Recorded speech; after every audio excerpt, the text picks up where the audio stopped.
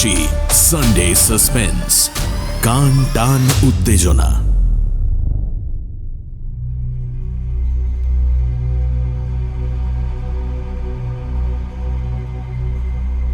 ধু ধু মাঠ, বৈশাখ মাসে ফুটি ফাটা, আকাশে এক টুকরো মেঘও নেই।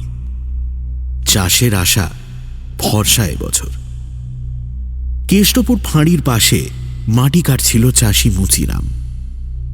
কেষ্টপুরের কানা দামোদর খাল অঘ্রাণ আসতে না আসতেই শুকিয়ে যায়, কিন্তু খালের গাভায় চাষিরা কিছু চৌকো কেটে রেখেছে যাতে জল এখনো আছে। তেমনই একটি চৌকো থেকে নিজের ঝিঙের ক্ষেতে মাটি কেটে জল নিয়ে যাওয়ার চেষ্টা করছিল মুচিরাম।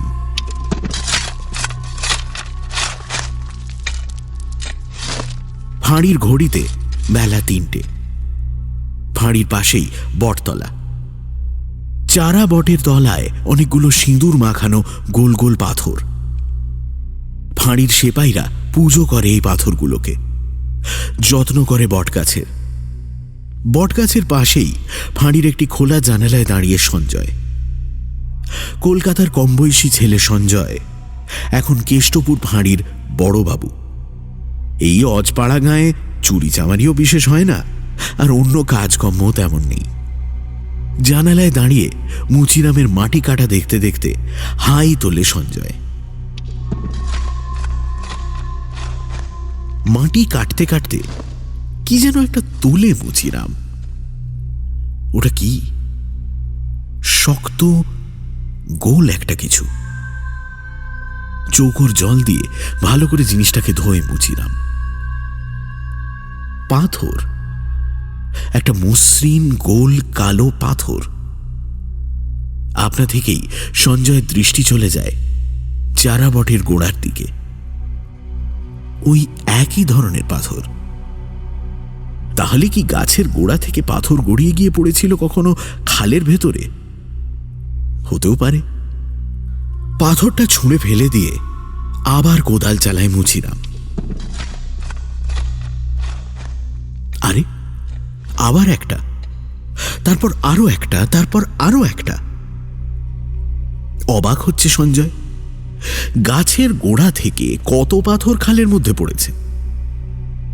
কিন্তু এই শেষ যে পাথরটা মুচিরাম ফেলল, সেটার মধ্যে কি যেন একটা আলাদা ব্যাপার আছে। ফেলে দেওয়ার পরে নিচু হয়ে ঝুঁকে মুচিরাম তাকিয়ে আছে পাথরটার দিকে।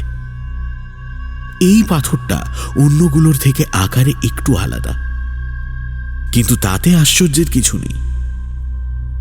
আশ্চর্যের ব্যাপার হলো এই যে ছুঁড়ে ফেলতে আর একটা পাথরের ওপর পড়ে এই পাথরটা ভেঙে 10 টুকরো হয়ে গেছে। কি এটা? পাথর তো নয়। কিরে, কি খুঁজে পেলি? ফাঁড়ির জানলার দিকে তাকায় মুচিরাম। ভয়ে ভয়ে বলে, মরার মাথার খুলি গো বাবু, মরার মাথার খুলি। মরার মাথার খুলি? না, তাতে অবাক হবার কিছু নেই। এসব জায়গায় মাটি খুঁড়লে ওসব জিনিস বেরোতেই পারে। কিন্তু সঞ্জয়ের খটকা লাগছিল পাথরগুলোর ব্যাপারে। আরো খানিকটা খড় তো, দেখ কি বেরোয়।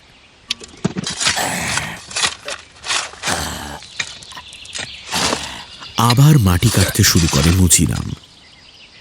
বেশিক্ষণ কাটতে হয় না, কয়েক মিনিটের মধ্যেই মাটির তলা থেকে বেরোয় একটা জিনিস, যেটা লম্বা, শক্ত আর আর কি বলে দিতে হবে না মুচিরামকে। ওটা একটা গোটা কঙ্কাল ছাড়া আর কিছুই নয়। মিনিট 15-র মধ্যে 3 সেপাই দুবে, চৌবে আর উপাধ্যায়ের সাহায্যে সঞ্জয় কঙ্কালটা তুলে ফেলে। মুচিরাম খোঁজে। মাটির নিচ থেকে বেরোয় 2টো ধাতুর জিনিস। তার মধ্যে একটা হলো একটি পেতলের বেল্টের বাকল, যাতে লেখা WBP। অন্যটা একটা কাটারি। একে অপরের মুখ চাওয়াচাওয়ি করে দুবে, চৌবে আর উপাধ্যায়। WBP মানে তো ওয়েস্ট বেঙ্গল পুলিশ। তাহলে কি এটা কোনো পুলিশের লাশ? পুলিশ খুন হয়েছিল ওই ওই কাটারি দিয়ে। তৃতীয় একটি ধাতুর জিনিসও বেরোলো মাটির নিচ থেকে। সেটা আরো অদ্ভুত লাগলো সঞ্জয়ের। সেটা একটা আংটি, কঙ্কালের একটি পায়ের আঙুলে পরানো একটি দস্তার আংটি।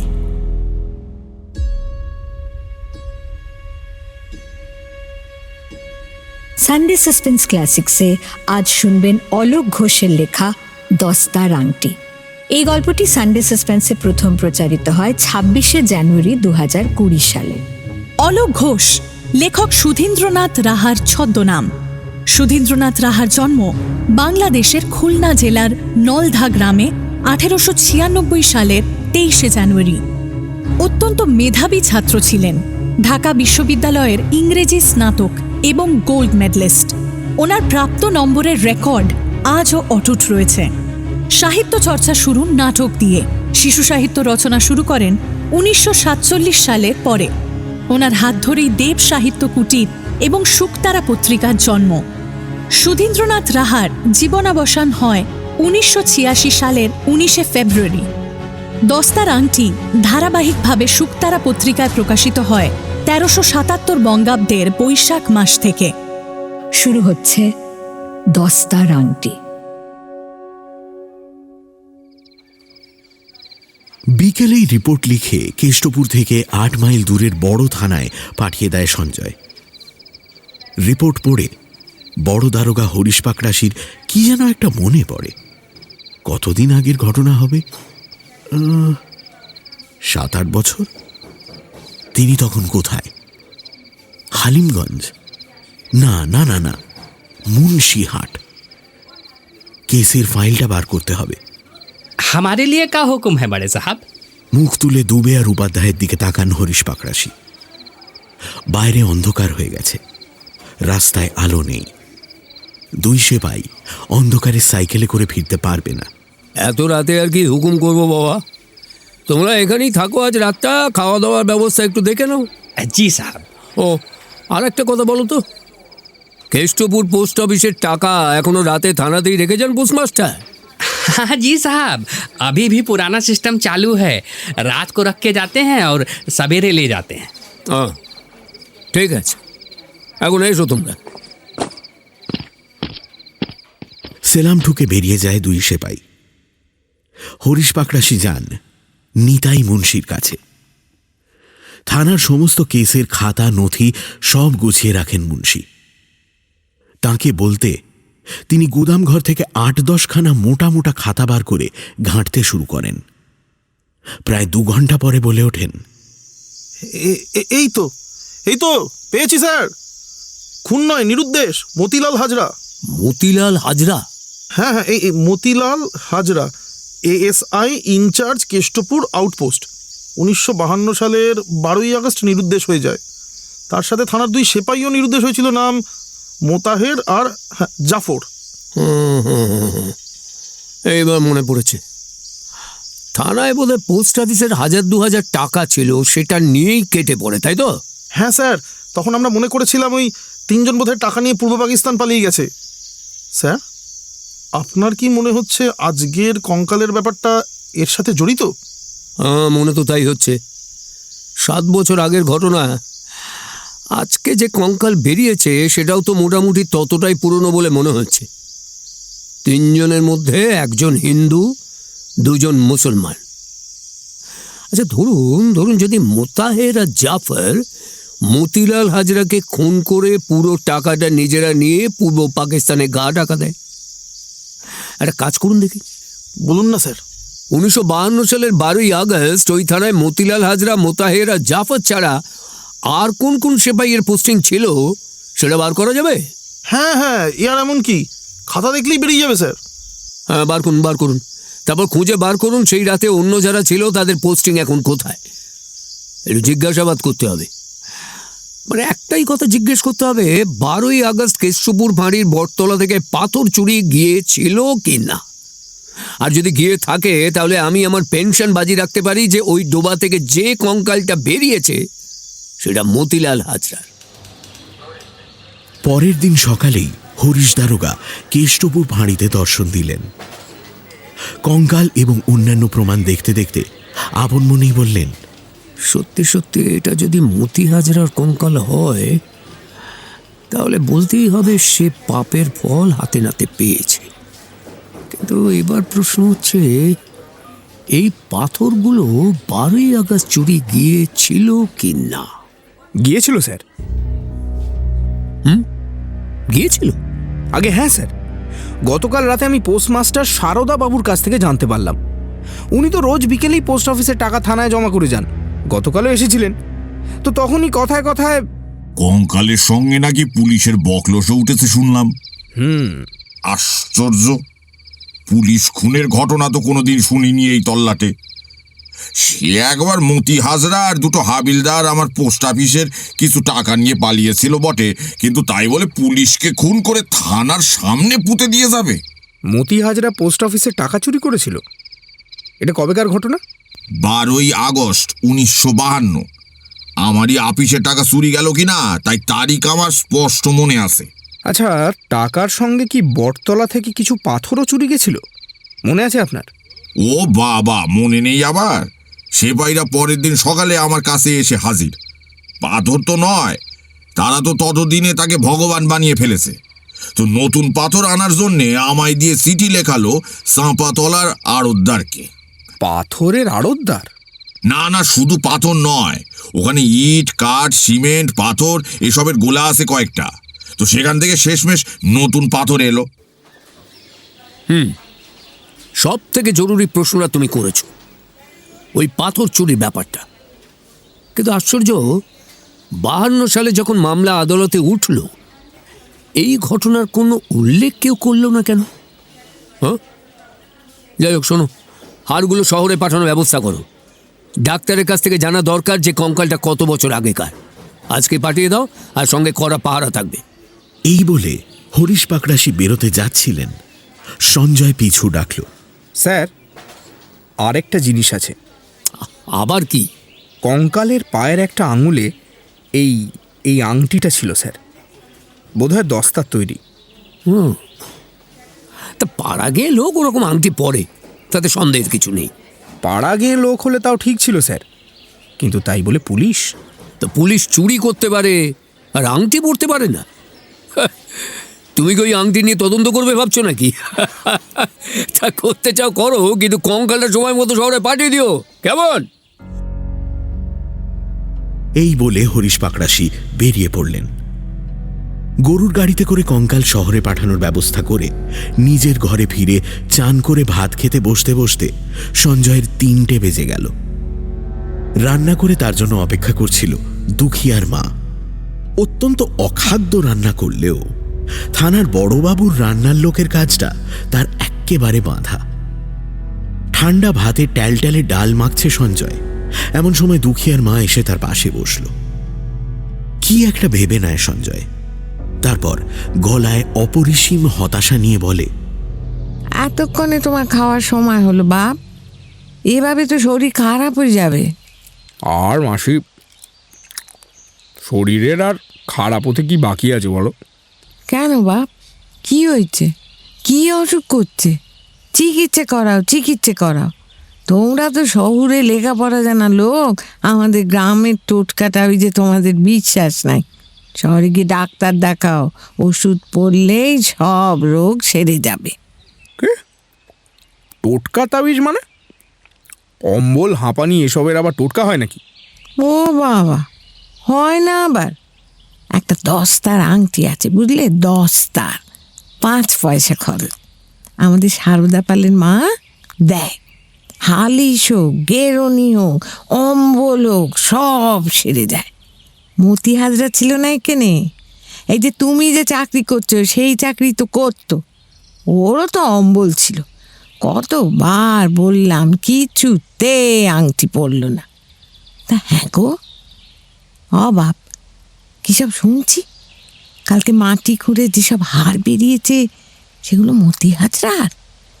কে এমন শত্রু ছিল গো তার? সোনার চাঁদ ছেলে ছিল গা, কে তাকে মেরে পাঁকে পুঁতে দিল? কোনো মতে খাওয়া শেষ করে ঢকঢক করে এক গেলাস জল খায় সঞ্জয়।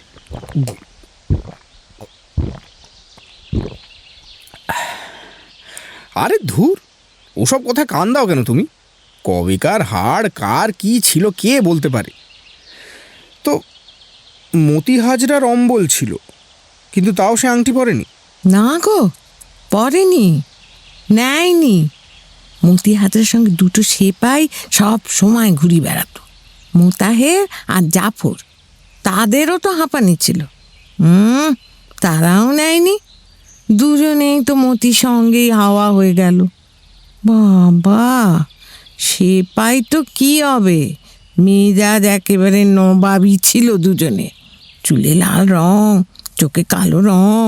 সারদা পালের সঙ্গে খুব ওঠা বসা ছিল ওদেরও।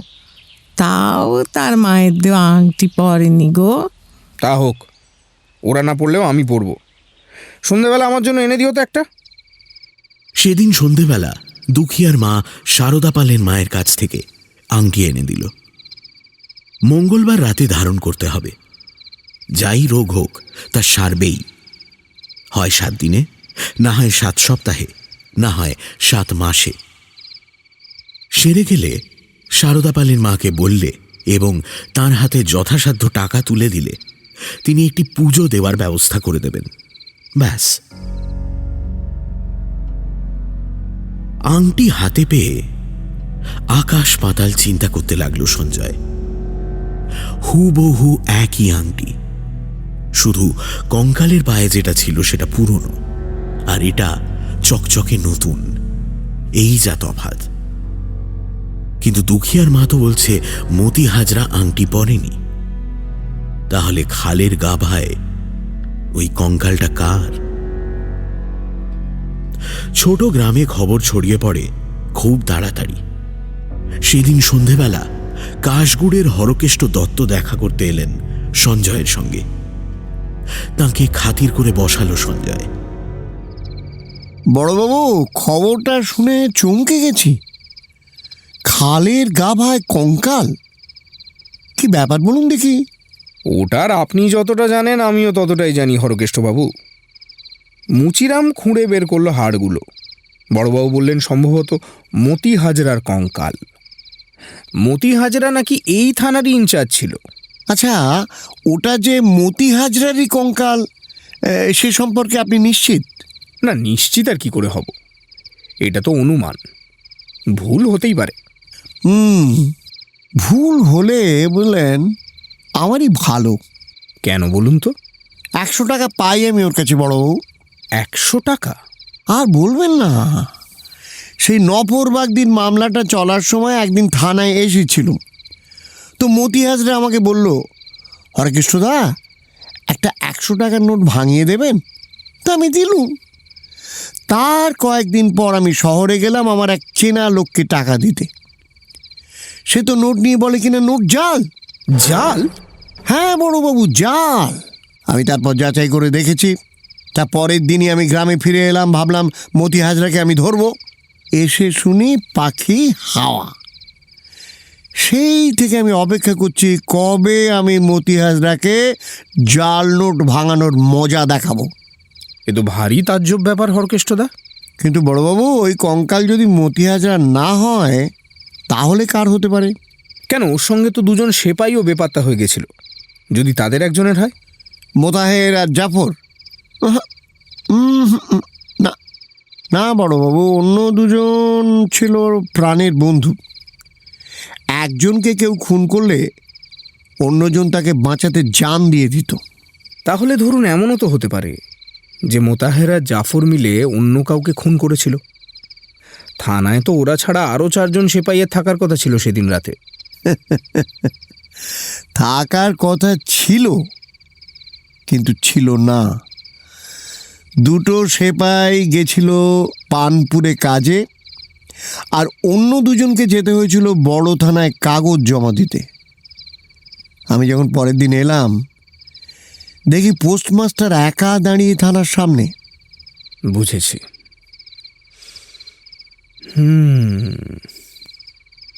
আচ্ছা, 12ই অগস্টের ঠিক আগে গ্রামে নতুন কেউ এসেছিল? অপরিচিত কেউ? কারোর বাড়িতে কুটুম বা এরম কেউ? এতদিন আগেকার ঘটনা, তবে ওই সারদা পালের খুড়তুতো ভাই যশোদা পাল এসছিল, কিন্তু তাকে তো কুটুম বলা চলে না, আর ওটা তার কঙ্কালও হতে পারে না, কারণ সে লোক তো বহাল তবিয়াতে বেঁচে আছে বলে শুনেছি। শুনেছেন, দেখেননি? এই দেখো, কি করে দেখবো বলুন তো, সে তো থাকে আপনার কলকাতায়, এদিকে মাঝে মধ্যে আসতো, অনেকদিন আসেনি। যশোদা পাল কিন্তু লেখাপড়া জানা লোক, শুনেছি নাকি কলকাতায় কাজকর্ম কি করে, স্বদেশি করে নাকি জেলও খেটেছে। যাক, আজ আসি বড়বাবু, আজ চললাম।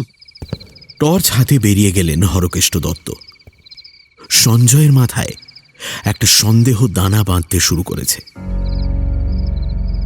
আবার সারদা পাল? এই মামলার সব ব্যাপারের সঙ্গেই সারদা পাল জড়িয়ে কেন? আর যশোদা পালই বা আর গ্রামে আসে না কেন? দুখিয়ার মা রাতের খাবার বেড়ে তাকে ডাকতে সঞ্জয়ের খেয়াল হলো আজ মঙ্গলবার, আজ রাতেই তার আংটি ধারণ করার কথা। খেতে খেতে দুখিয়ার মাকে সারদা পালের কথা জিজ্ঞেস করে সঞ্জয়। স্বাভাবিকভাবেই যশোদা পালের কথা ওঠে।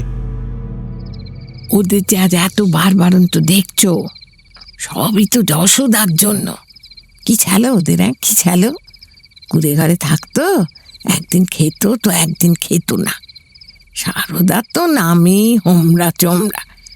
পোস্টমাস্টারের মাইনে তো 20 টাকা। যশোদা কলকাতায় গিয়ে তবে তো ওদের অবস্থা ফেরালো। আজকে যে ওদের এত ধান জমি, এত বড় দোতলা পাকা বাড়ি, এসব তো যশোদার পয়সায়। যশোদা বিয়ে করেনি? করেছে, ওই কলকাতায়। সে শহুরে মেয়ে, আমাদের গ্রামে মোটে আসতে চায় না। আমি দেখিনি বাপু তাকে কোনোদিন। সন্দেহ আরো বাড়ে সঞ্জয়ের মনে। যে বিয়ে করেছে শহরে, সে গ্রামের বাড়িতে এত টাকা ঢালে কেন? খাওয়া শেষ করে সঞ্জয় ফিরে যায় ভাঁড়িতে।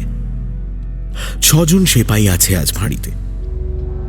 তাদের মধ্যে একমাত্র মহাবীর তিওয়ারি পুরনো আর পাকা লোক। সঞ্জয় তাকে ডেকে তার কানে কানে কি যেন বলে। তিওয়ারি একটু অবাক হয়, কিন্তু তাও মাথা নেড়ে সালাম করে। বড়বাবুদের মাঝে মধ্যে এরম অদ্ভুত খেয়াল হয়। রাত 11টার সময় দুজনে নিঃশব্দে বেরোয় ভাঁড়ি থেকে। সঞ্জয়ের কোমরে ভাঁড়ির একমাত্র পিস্তল। সারদা পালের চেহারা বেঁটে খাটো, কিন্তু 40-42 বছর বয়সেও বেশ শক্ত। মুখে একটা কুচকুচে কালো গোঁফ ছাড়া আর কোনো বিশেষত্ব নেই। সেই গোঁফেই নিজের ঘরে বসে তা দিচ্ছিল সারদা। বাড়িটা দোতলা, নিচে 4টে, উপরে 4টে ঘর। প্রায় পুরো সংসার দোতলায় থাকে। নিচের 4টে ঘর নিয়ে সারদা থাকে। বাইরের ঘরে তার পোস্ট অফিস, তার পাশের ঘরটা তার শোয়ার ঘর।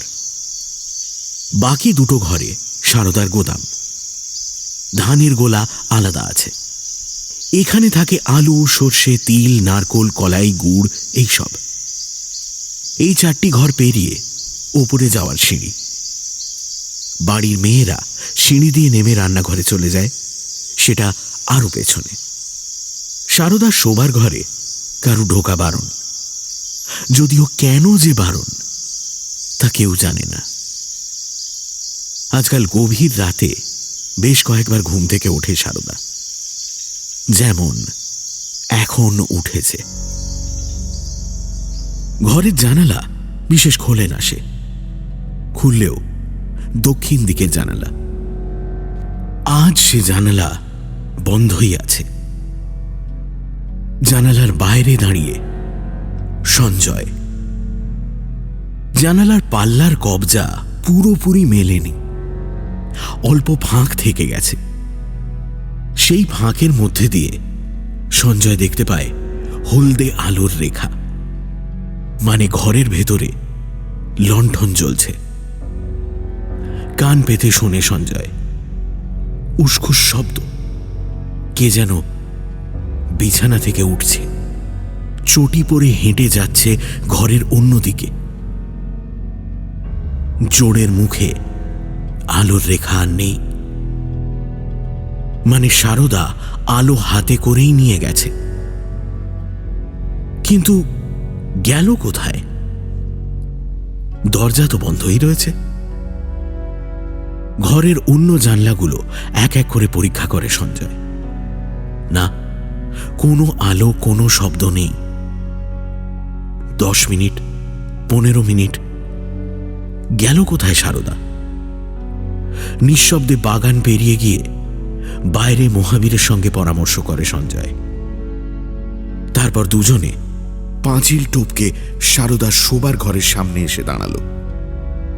একে একে পোস্ট অফিসের জানলাগুলো পরীক্ষা করতে লাগলো সঞ্জয়। দরজার কাছে এসে দাঁড়াতেই আচমকা দরজার একটি ফুটো দিয়ে আবার দেখা গেল সেই হলদে আলোর রেখা। মিস্ত্রি দরজা তৈরি করার সময় পুটিং দিয়ে ফুটোটা বন্ধ করেছিল নিশ্চয়। সময়ের সঙ্গে সঙ্গে সেই পুটিং ঝরে পড়ে গিয়ে ফুটো আবার খুলে গেছে। ফুটোয় চোখ রাখে সঞ্জয়।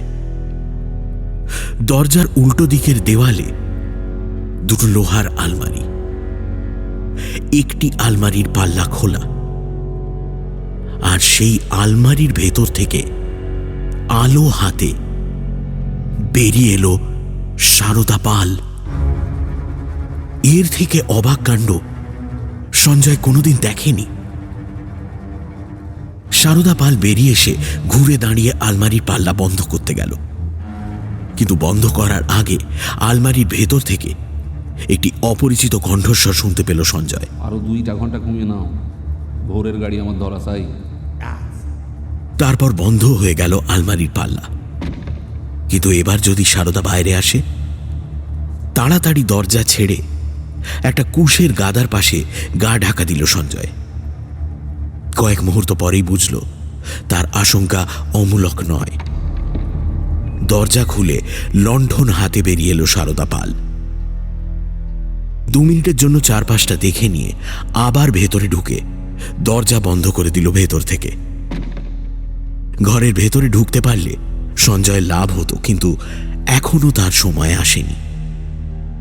আপাতত মহাবীরকে পাহারায় রেখে সঞ্জয় ফিরে এলো ফাঁড়িতে। সেখান থেকে একজন ছাড়া আর সবকটা সেপাইকে নিয়ে এলো সঙ্গে।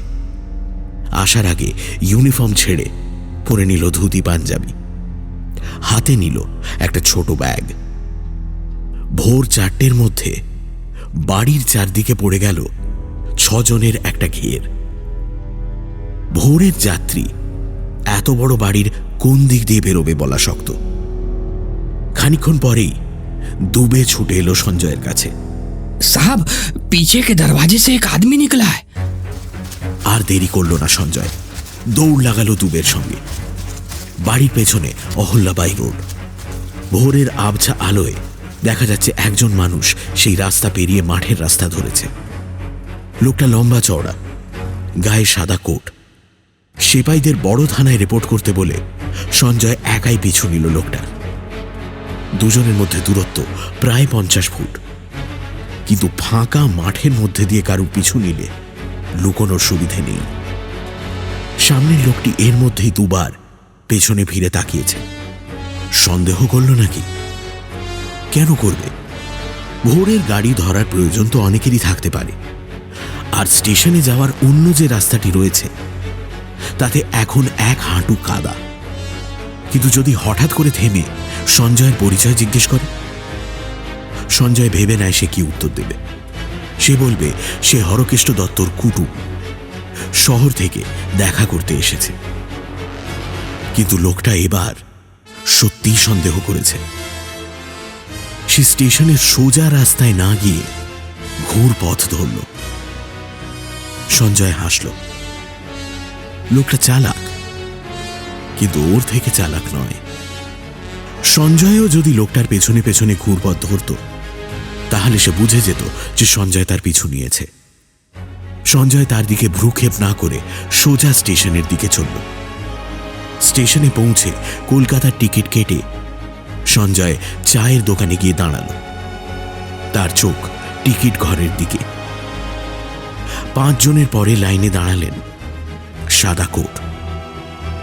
তিনিও কলকাতার টিকিট কিনলেন। কিনে হাসি মুখে এগিয়ে এলেন সঞ্জয়ের দিকে। সকালে কি আপনাকেই দেখলাম আমার পেছনে? সামনে একজন ছিলেন বটে। আপনি আপনি কি কেষ্টপুরেই থাকেন? আমি মশাই কলকাতার লোক, এখানে কুটুম বাড়িতে এসেছি। হ্যাঁ, কেষ্টপুরেই থাকি। পোস্টমাস্টার সারদা পাল আমার দাদা। নমস্কার, আমার নাম যশোদা পাল। ট্রেনে সামনাসামনি বসে দুজনের আলাপ জমে উঠল। যশোদা পাল বাঁকি বহাল মানুষ, সব খবরই রাখে। বয়স 30-32, ফ্রেঞ্চ কাট দাড়ি, পরনে হাওয়াই শার্ট, হাতে সোনার ঘড়ি। দুখিয়ার মা একটা খবর ঠিকই বলেছিল, যশোদা গ্রামে আসে। তার আশাটা সঞ্জয় দেখেনি, কিন্তু যাওয়াটা দেখেছে। ভোরের অন্ধকারে খিড়কির দরজা দিয়ে, মাঠের মধ্যে দিয়ে, ঘুরপথে। কথা বলতে বলতে যশোদা নিজের দুপায়ের জুতো খুলে তার থেকে বালি ঝেড়ে বার করল। সঞ্জয় লক্ষ্য করল তার কোনো পায়ের আঙুলেই দস্তার আংটি নেই। যে নিজে আংটির ব্যবসা করে সে আংটি ধারণ করে না। সঞ্জয় এবার নিজের পায়ের জুতো খোলে, বালি ঝেড়ে ফেলে নিজের পায়ের আংটির চারদিকে চুলকোতে থাকে। দেখেছেন দাদা, আংটি পরতে গিয়ে কি অবস্থা হয়েছে? হ্যাঁ, কি কিসের আংটি? ওই হাঁপানি। আপনি শিক্ষিত মানুষ হয়ে এসবে বিশ্বাস করেন? দাদা, কিছু খাওয়া যাক, আসুন। নিশ্চয়ই, কিন্তু আমি খাওয়াবো কিন্তু। আরে সে কি, না না না, আমি আগে বলেছি কিন্তু। তাতে কি? আপনি আমাদের গ্রামের কুটুম, আপনি পয়সা দেবেন, কেমন করে হয়? এই ভাই, 2টো করে সিঙ্গাড়া দাও 2 জায়গায়, আর 2টো চা। সিঙ্গাড়া খেয়ে চায়ে এক চুমুক দিতেই ফেরিওয়ালা দৌড়ে এলো। বাবু, গাই খাবে, 1 টাকা 8 আনা। যশোদা পাল পকেটে হাত দিল, কিন্তু বেরোলো শুধুই 4টে 100 টাকার নোট। হ্যাঁ, এ বাবা, খুচরো তো একেবারেই নেই। আরে আমার কাছে আছে তো, আমি দিয়ে দিই তাহলে। সঞ্জয় পকেট থেকে নিজের বটুয়া বার করল। একটা কাজ করুন না, আমার একটা 100 ভাঙিয়ে দিন বরং।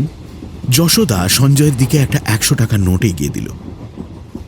সঞ্জয়ের হঠাৎ করে মনে পড়ে গেল হরকেষ্ট দত্তর নকল নোটের গল্প। একটু ইতস্ততভাবেই সে বলল,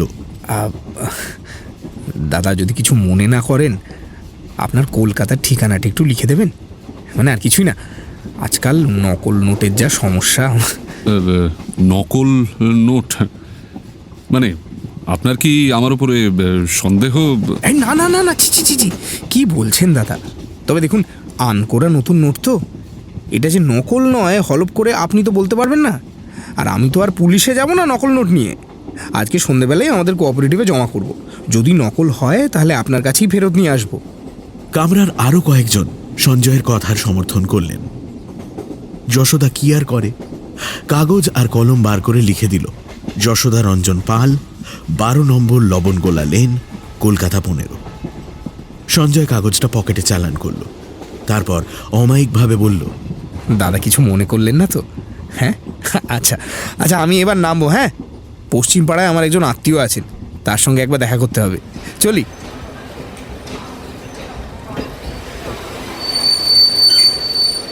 গাড়ি স্টেশনে থামতেই নেমে পড়ল সঞ্জয়। স্টেশনের পেছনের দিকে পা চালালো।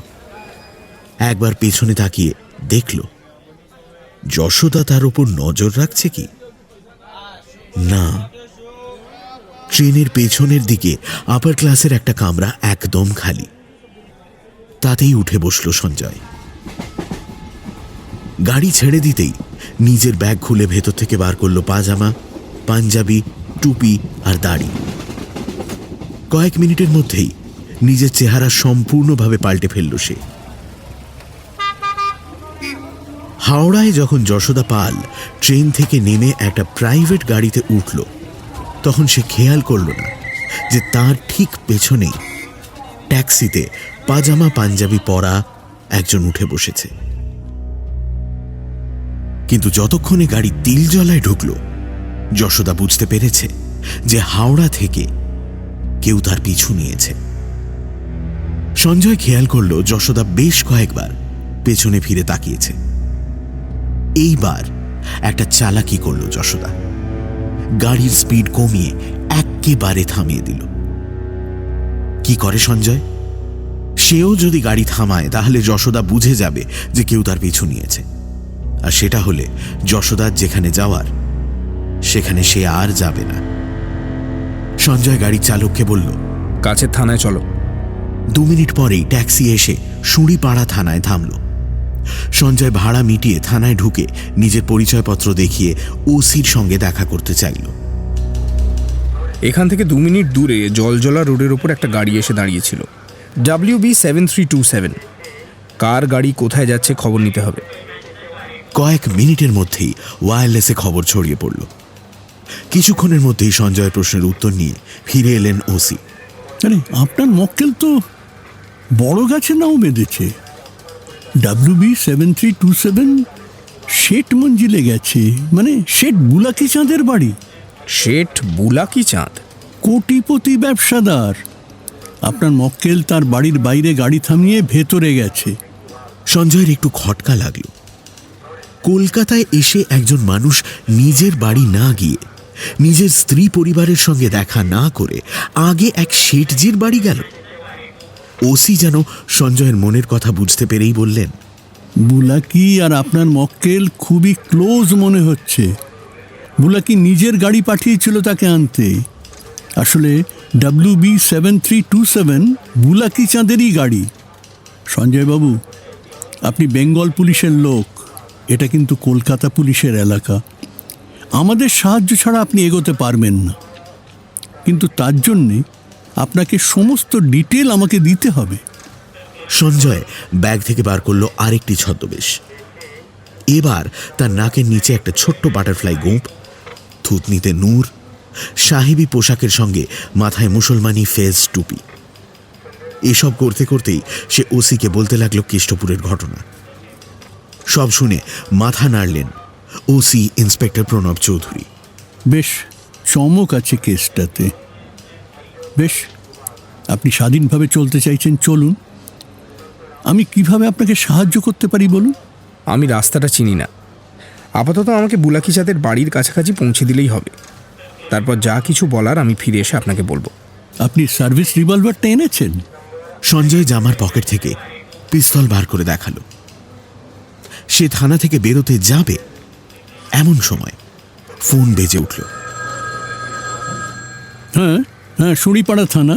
হ্যাঁ হ্যাঁ, ওসি বলছি। খুন বলেন কি মশাই? শেঠজি খুন? দৌড়ে ভেতরে ফিরে এলো সঞ্জয়। কি কে কে কে খুন হয়েছেন? শেঠ বুলাকি চাঁদ নাকি এইমাত্র খুন হয়েছেন। খবর দিচ্ছেন তার ম্যানেজার নেহাল চাঁদ শেঠ। সে কি? লোক দিয়ে আর পাঠাতে হলো না আপনাকে, আমি নিজেই যাব বুলাকি চাঁদের বাড়ি। আপনি আমার সঙ্গেই চলুন। খুনের তদন্ত করতে করতে আপনাকে যতটা পারি সাহায্য করব।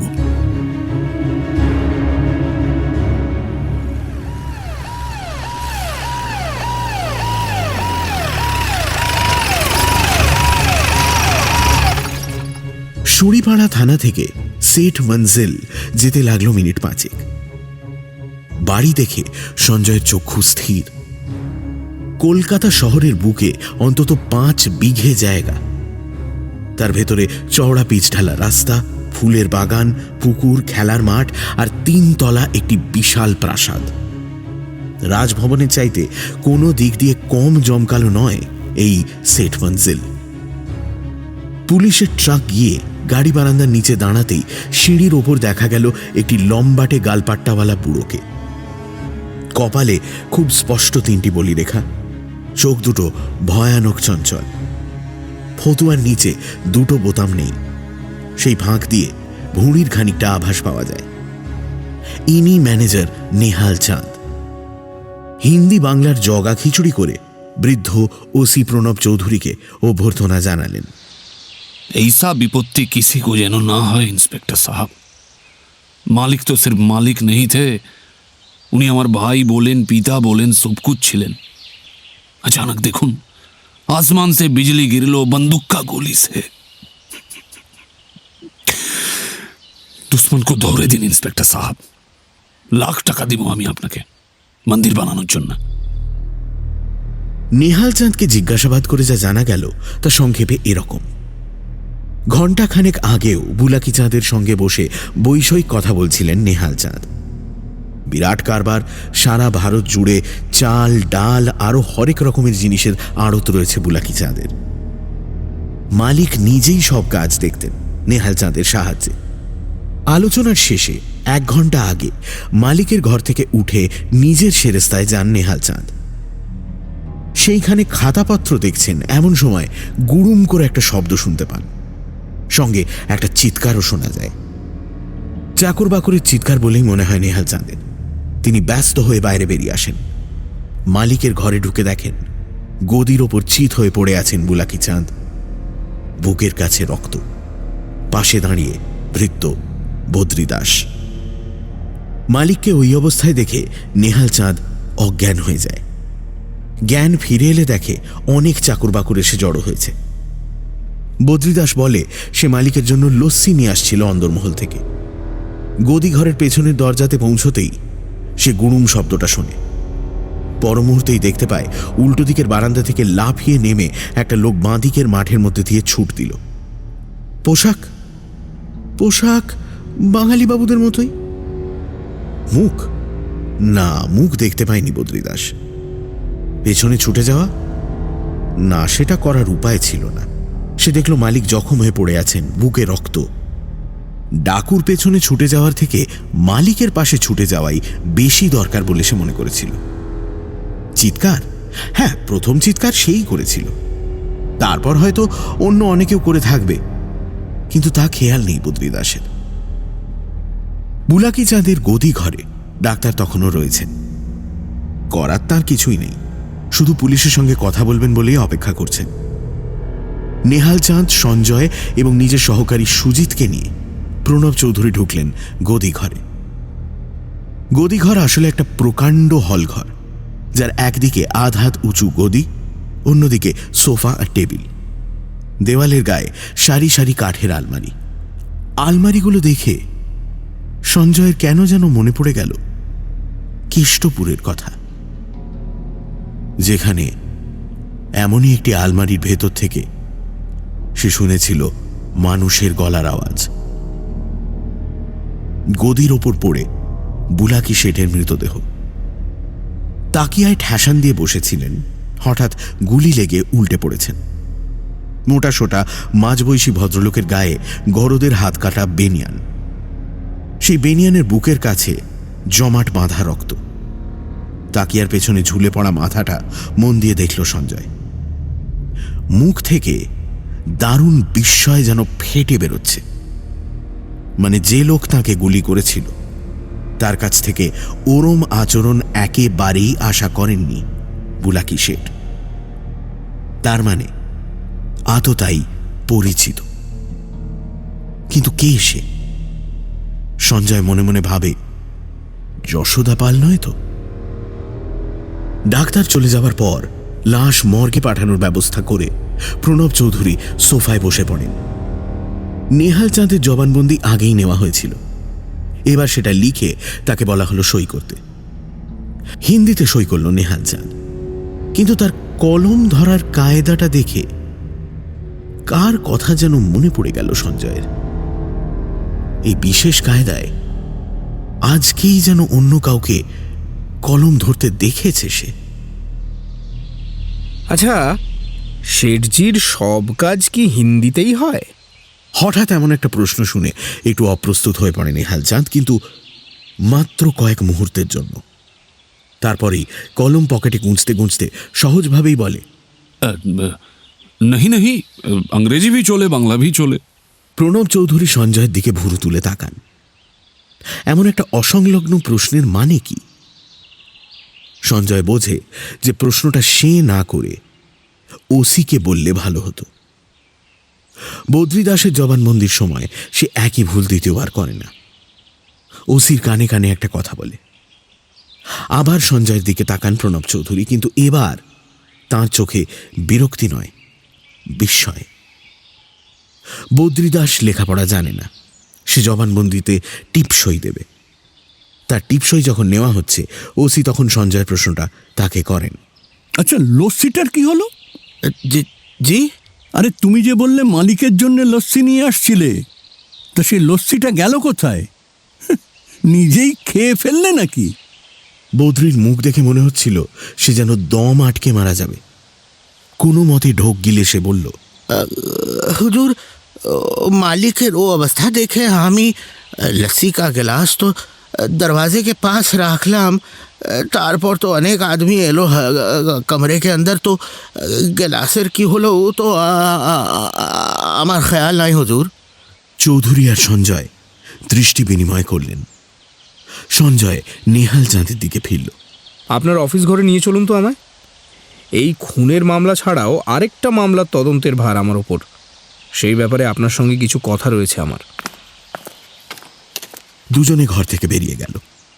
নেহাল চাঁদের অফিসের দিকে যেতে যেতেই কথা শুরু হলো। আপনাদের গাড়ি কটা? জি 6টা। গাড়ি छोड़ के लोरी भी আছে। সবকটাই মালিকের নামে? জি জি। WB7327 নম্বরের গাড়িটা আপনাদেরই তো? জি জি হ্যাঁ। নেহাল চাঁদের গলায় যেন অস্বস্তির একটা ইঙ্গিত শুনতে পেল সঞ্জয়। কথা বলতে বলতে দুজনে ঢুকলো তার অফিস ঘরে। ওই WB7327 আজ সকালে হাওড়া স্টেশন থেকে কাকে এনেছে এই বাড়িতে? ও তো আমি জানি না হুজুর, বলেন তো ড্রাইভার को দেখে দিচ্ছি, ও সব कुछ জানে। বেশ, ডাকুন। নেহাল চাঁদ বেরিয়ে যায় ঘর থেকে। সঞ্জয় এই সুযোগটাই খুঁজছিল। তাকে দেখার পর থেকেই সঞ্জয়ের কেমন যেন সন্দেহ হচ্ছে, কিন্তু তার প্রমাণ দরকার। সেই প্রমাণ হয়তো এই ঘরেই আছে। ঘরের মাঝখানে একটা রোল টপ টেবিল, গায়ে চাবি ঝুলছে। চাবি ঘুরিয়ে ডালা খুলতেই সঞ্জয় দেখল ভেতরে তাড়া তাড়া ফাইল। কিন্তু এই সমস্ত ফাইলের মধ্যে তার যে কাগজটা দরকার সেটা আছে কি? আছে। প্রথম যে ফাইলটা সঞ্জয় হাতে তোলে তার ভেতরেই রয়েছে কাগজটা, কিন্তু সেটা খুব ভালো করে দেখার সুযোগ সে পায় না। ঘরের বাইরে প্যাসেজে পায়ের শব্দ। সঞ্জয় চট করে রোল টপ টেবিলের ঢাকা বন্ধ করে একটা চেয়ারে বসে পড়ে। ঘরে এসে ঢোকে নেহাল চাঁদ, কিন্তু তার সঙ্গে ড্রাইভার নেই, রয়েছে বদ্রী দাস। ये बद्री বলছে কি সোহন সিং ড্রাইভার ছিল হুজুর, लेकिन वो खाना খেতে গেল, তারপর গাড়ি নিয়ে ফের বেরোবে, তো আপনাকে তুরন্ত ফির সে ভেস বদল করতে হবে হুজুর।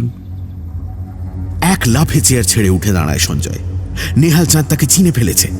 দরজা আটকে দাঁড়িয়ে বদ্রী দাস, মতলব নিশ্চয়ই ভালো নয়। নেহাল চাঁদের হাত ধীরে ধীরে উঠছে সুইচ বোর্ডের দিকে। এক লাফে সঞ্জয় গিয়ে পড়ল বদ্রী দাসের ওপর, আর ঠিক সেই মুহূর্তে যেখানে সে বসেছিল সেখানকার মেঝেটা বিদ্যুৎ বেগে নিচে নেমে গেল। বদ্রী দাস পালোয়ান লোক, ধাক্কা খেয়ে সে পড়ে গেলেও এক মুহূর্তে সামলে নিয়ে সঞ্জয়কে চেপে ধরল, টিপে ধরল তার গলা। ধস্তাধস্তির মধ্যে কোনো মতে পকেট থেকে পিস্তল বার করে বদ্রীর পায়ে গুলি করল সঞ্জয়। গুলির শব্দ শুনে দলবল নিয়ে হুড়মুড় করে গদিঘর থেকে বেরিয়ে এলেন প্রণব চৌধুরী। হাঁপাতে হাঁপাতে উঠে দাঁড়ালো সঞ্জয়। পা চেপে ধরে মেঝেতে কাতরাচ্ছে বদ্রী দাস। ঘরের মেঝেতে একটা অতল স্পর্শী গহ্বর, আর নেহাল চাঁদ কোথাও নেই। সঞ্জয়ের পিঠ চাপড়ে দিলেন প্রণব চৌধুরী। কি করে বুঝলে তুমি বলো তো? কয়েকটা সন্দেহ স্যার, আর কিছুই নয়।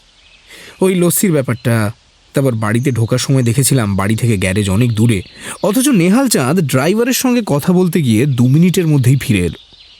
সেটা থেকেই বুঝেছিলাম যে ও আদৌ ড্রাইভারের সঙ্গে কথা বলতে যায়নি। আর তারপর যখন ছদ্মবেশের কথাটা বলল, কিন্তু এই যে ঘরের ভেতর একটা কুয়ো হয়ে রইল, এটার কি করা যায়? ওটা সুইচ টিপলেই বন্ধ হয়ে যাবে স্যার। সঞ্জয় সুইচ বোর্ডের একটি বিশেষ সুইচের চাপ দিতে মেঝের অংশটি উঠে এসে গর্তটা বুজে গেল। কিন্তু অসাবধানতাবশত সঞ্জয়ের হাত পড়ে গেছিল অন্য একটি সুইচে। সেটায় চাপ পড়তেই দেওয়ালের মধ্যে আরেকটি দরজা খুলে গেল। কি এ তো একটা গুপ্তপথ মনে হচ্ছে। সুজিত, স্যার, 4 জন হাবিলদারকে এখানে পাহারায় রাখো, ওই পাতাল ঘর থাকুক। এই গুপ্তপথটা কোথায় যাচ্ছে সেটা আগে দেখা দরকার। হাতে টর্চ নিয়ে প্রণব চৌধুরী, সঞ্জয় এবং আরও 2 জন কনস্টেবল ঢুকলেন দেওয়ালের ভেতরে গুপ্তপথে। কয়েক পা এগিয়েই দেখা গেল একটি সরু সিঁড়ি নেমে গেছে মাটির নিচে। 4 জনের টর্চের আলোয় আস্তে আস্তে সিঁড়ি দিয়ে নামতে শুরু করলেন। 18 ধাপ নেমে সামনে একটা সুড়ঙ্গ পথ পাওয়া গেল। কিন্তু সুড়ঙ্গ পথ দিয়েও বেশি দূর এগোনো গেল না। খানিকটা গিয়েই সামনে দেওয়াল। দেওয়ালের ওপর টর্চ ফেলে চৌধুরী দেখছিলেন। এমন সময় হঠাৎ হ্যাঁচকা টান দিয়ে তাকে পেছনে টেনে নিয়ে এলো সঞ্জয়। আরে কি হলো? সঞ্জয়কে কষ্ট করে আর জবাব দিতে হলো না। পর মুহূর্তেই দেওয়ালের ওপর থেকে একটা ইঁট খসে পড়ল চৌধুরীর সামনে। বাবা, জোর বাঁচিয়ে দিয়েছ, কিন্তু এই ইঁটটা হঠাৎ পড়লো কেন? প্রশ্নের উত্তর কয়েক মিনিটের মধ্যেই পাওয়া গেল। একজন হাওলদার তার লাঠি দিয়ে দেওয়াল খুঁচিয়ে দেখছিল সেটা ফাঁপা কিনা। একটি বিশেষ ইঁটে লাঠির খোঁচা পড়তে ঘর ঘর শব্দ করে গোটা দেওয়ালটা পেছনে সরে গেল এবং সঙ্গে সঙ্গে দেওয়ালের পেছনের অন্ধকার থেকে এলো কান ফাটানো গুলির শব্দ। এক লাফে সরে গেলেন সবাই। আরো 2টো গুলি পরপর এসে লাগলো দেওয়ালে। এবার পাল্টা গুলি সঞ্জয়ের রিভলভার থেকে। তারপর সব চুপ। অন্ধকারে আততায়ী কি তাহলে মারা গেছে? সেটা যাচাই করতে সঞ্জয় নিজের গায়ের কোট খুলে একটা হাওলদারের লাঠিতে করে দেওয়ালের পেছনে অন্ধকার গহ্বরে ঢুকিয়ে দিতেই আবার একটি গুলি এসে লাগলো তার কোটে। কিন্তু আর দাঁড়িয়ে থাকা চলে না। সঞ্জয় হাতে কোট নিয়ে এবার ঢুকলো দেওয়ালের পেছনের অন্ধকার ঘরে। ঢুকে সঞ্জয় অবাক, ঘরে তো কেউ নেই। কিন্তু ঘরের উল্টো দিকে একটা দরজা খোলা। নেহাল চাঁদ এই ঘরে ছিল। ঘরের কোণে পড়ে আছে তার ফতুয়া আর ধুতি। এখানে সে জামা পাল্টাচ্ছিল। তার সঙ্গে সঞ্জয় খুঁজে পেল তার কাঁচা পাকা নকল গুপ। কিন্তু লোকটা গেল কোথায়? খোলা দরজার পেছনে সুড়ঙ্গ পথ। ঢুকে পড়ল সঞ্জয়, সঙ্গে ওসি প্রণব চৌধুরী আর 2 হাওলদার। বুলাকি শেঠের বাড়ির পেছনে একটা বড় বস্তি আছে। সেই বস্তির শেষ আদিগঙ্গায়। আমরা মনে হয় এখন সেই বস্তির নিচেই আছি। চলুন তাহলে আদিগঙ্গায় স্নান করে আসি। হলো তাই। মিনিট 7 ঘাঁটার পরেই জল দেখা গেল। প্রথমে অল্প, তারপর বাড়তে বাড়তে হাঁটু পর্যন্ত। সঞ্জয় জামা কাপড় খোলা শুরু করল। জলের ভেতরে পা টিপে টিপে অগ্রসর হয় সঞ্জয়। জল বাড়তে থাকে। প্রথমে কোমর, তারপর বুক, তারপর মাথা পর্যন্ত জল। ডুব সাঁতার দেয় সঞ্জয়। অন্যদিকে প্রায় দম বন্ধ করে দাঁড়িয়ে থাকেন Pranab Chowdhury. 5 minute, 10 minute, 15 minute, 45 minute পরেও যখন সঞ্জয় ফিরল না, তখন তিনি বুঝলেন যে সে বিপদে পড়েছে। জামা কাপড় খুলে কাঁধে বোঁচকা করে বেঁধে 2 হাওলদারের সঙ্গে তিনিও জলে নামলেন। কোমর জল, হাঁটু জল, তারপর মাথা পর্যন্ত জলে ডুবে গেল। মাথা তুলে নিঃশ্বাস নেওয়ার উপায় নেই। সুড়ঙ্গ ছাদে মাথা ঠুকে যায়। ডুব সাঁতার দিয়ে প্রায় দম বন্ধ হয়ে যাওয়ার জোগাড় যখন, তখন শেষে মাথা তোলেন প্রণব চৌধুরী এবং ভগবানের অপার করুণা, মাথা তোলার সঙ্গে সঙ্গে ভেসে ওঠেন খোলা হাওয়ায়। ঝলমলে রোদ, নীল আকাশ, নৌকোর আনাগোনা। আদি গঙ্গায় জোয়ার। কিন্তু কই সঞ্জয় কোথায়? সঞ্জয় সঞ্জয়! তিনজন মানুষকে জলে ভাসতে দেখে নৌকোর মাঝি জিজ্ঞেস করে, এই কোত্তা, লাউ ডুবি হয়েছে নাকি? হ্যাঁ, নাও ডুবি। আমাদের সঙ্গে আরেকজন ছিল, তাকে তাকে খুঁজে পাচ্ছি না। তো কখন হয়েছে? এই ধরো আধ ঘন্টা আগে। তা বাবু, একজনকে তো দেখেছি। দেখেছো? কিরকম দেখতে? কম বয়সী, ফর্সা, লম্বা? হ্যাঁ কর্তা। তা সে গেল কোন দিকে? সে তো লাউ করে নিয়ে গেল কর্তা। নিয়ে গেল? কে নিয়ে গেল? কোথায় নিয়ে গেল? এ তা জানি না কর্তা, বললো খিদিরপুর হাসপাতাল নিয়ে যাবে, লাউ করে নিয়ে গেল। খিদিরপুর? নৌকোয় করে? তার মানে এতক্ষণ বড় গঙ্গায়? কিন্তু বড় গঙ্গায় মানে রিভার পুলিশে খবর দিতে হবে, তার জন্য দরকার ফোন। কিন্তু এই অবস্থায় ফোন কোথায় পাওয়া যাবে? হঠাৎ প্রণব চৌধুরীর চোখে পড়ল আদি গঙ্গার ধারে একটা বড় কারখানা। ওখানে নিশ্চয়ই ফোন থাকবে। ভিজে হলেও তার পুলিশের পোশাক দেখে কারখানার লোক ব্যস্ত হয়ে ফোন ছেড়ে দিল তাকে। তার একটি ফোনের পরেই মুহূর্তের মধ্যে খবর ছড়িয়ে পড়ল ওয়্যারলেসে। Control room calling tango 7, control room calling tango 7, খিদিরপুরের দিকে সব ডিঙি ইন্টারসেপ্ট করে সার্চ করুন। ওদিকে শুঁড়িপাড়া থানা থেকে যত সেপাই আছে সবাইকে বুলাকি শেঠের বাড়িতে চলে আসতে বললেন প্রণব চৌধুরী। বাড়ি তন্ন তন্ন করে তল্লাশ করতে হবে, শুধু মাটির ওপরেই নয়, নিচেও।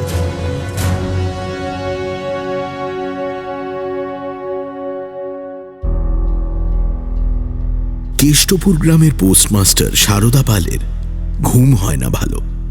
মাঝে মাঝেই আলমারির ভেতর থেকে ডাকাডাকিতে ঘুম ভেঙে যায়, কিন্তু তাতে তিনি বিরক্ত হন না। এত বড় কারবারে দুয়ানা বখরা মানে 10,000 টাকা, কম নাকি?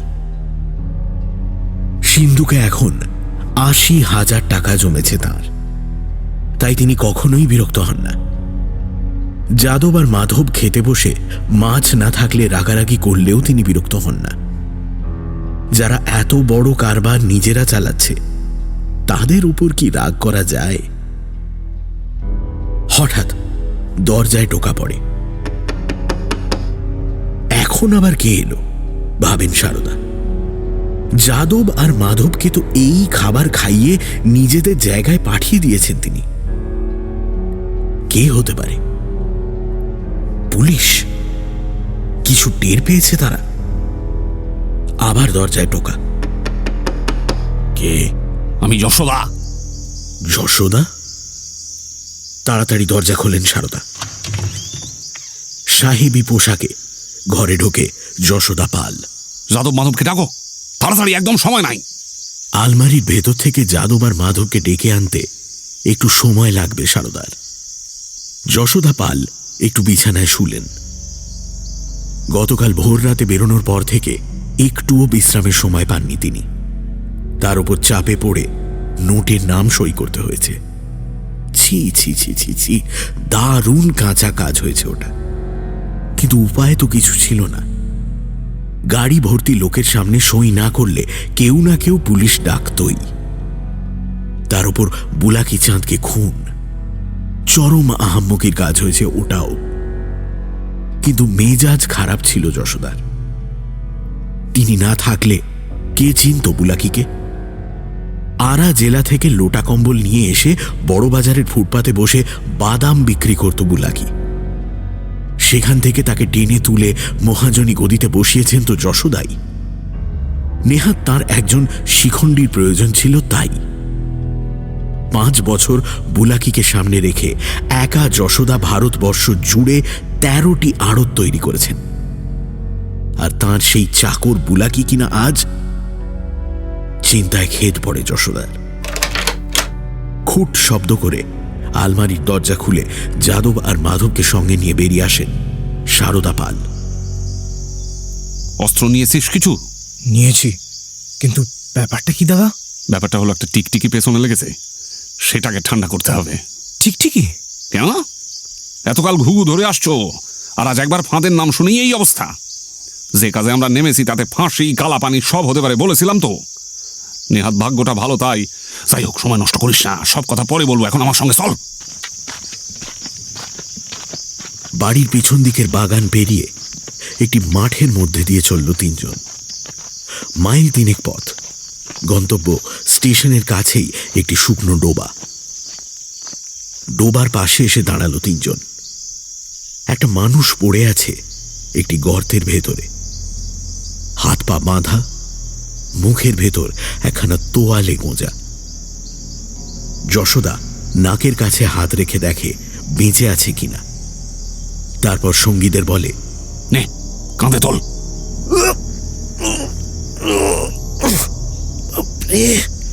এটাকে এটাকে কোথায় নিয়ে যাবে দাদা?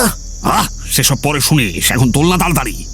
আমি সেই আদি গঙ্গা থেকে নিয়ে আসছি সঙ্গে করে, খানিকটা নৌকায়, খানিকটা লরিতে। শালিমারের জ্ঞান সিং এর লরি তো রাস্তা থেকে নামতেই পারলো না, তো এই শেষ পথটুকু আমি কাঁধেই এনেছি। এত করার দরকার কি ছিল? মাঝ রাস্তায় কোথাও খতম করে দিলেই তো পারতে। তোরা কাঁধে তুলবে? কাঁধে তারা তোলে, কিন্তু তাদের গজগজ বন্ধ হয় না। কাজ করে তারা অভ্যস্ত, কিন্তু সেটা সূক্ষ্ম কাজ।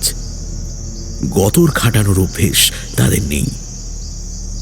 এই মাঠের মধ্যে দিয়ে 1.5 মনের একটা মানুষকে বয়ে নিয়ে যাওয়া চারটিখানি কথা নয়। যেতে যেতে যশোদা পাল বলতে থাকে, একে এই গাঁই প্রথম দেখেছিলাম। আমাদের ব্যাপারে ও কতটা জানে সেটা আগে জানতে হবে। বেশি কিছু যদি জেনে গিয়ে থাকে তাহলে। কথা থেমে যায় যশোদার। চাঁদের আলোয় কি যেন দেখতে পেয়েছে সে। অহল্যাবাই রোডের ওপর একটা লোক না?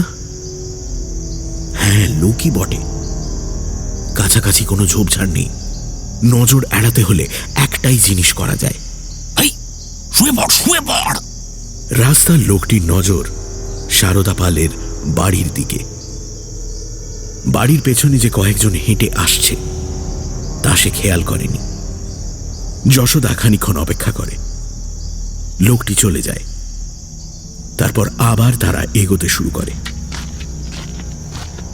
লোকটি আর কেউই না, কেষ্টপুর ভাঁড়ির মহাবীর তেওয়ারি। তাকে সঞ্জয়ই বলে গেছিল সারদা পালের বাড়ির ওপর নজর রাখতে।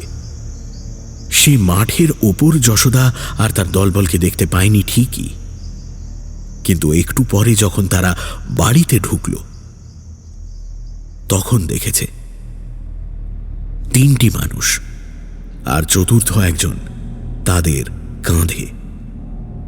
চাঁদের আলোয় পরিষ্কার দেখতে পেল মহাবীর। বড় থানার হরিশ দারোগাকে গিয়ে খবর দিল সে। একটি অচেনা লোকের পিছনে যে ধাওয়া করছিল সঞ্জয়, সে খবর তিনি পেয়েছিলেন।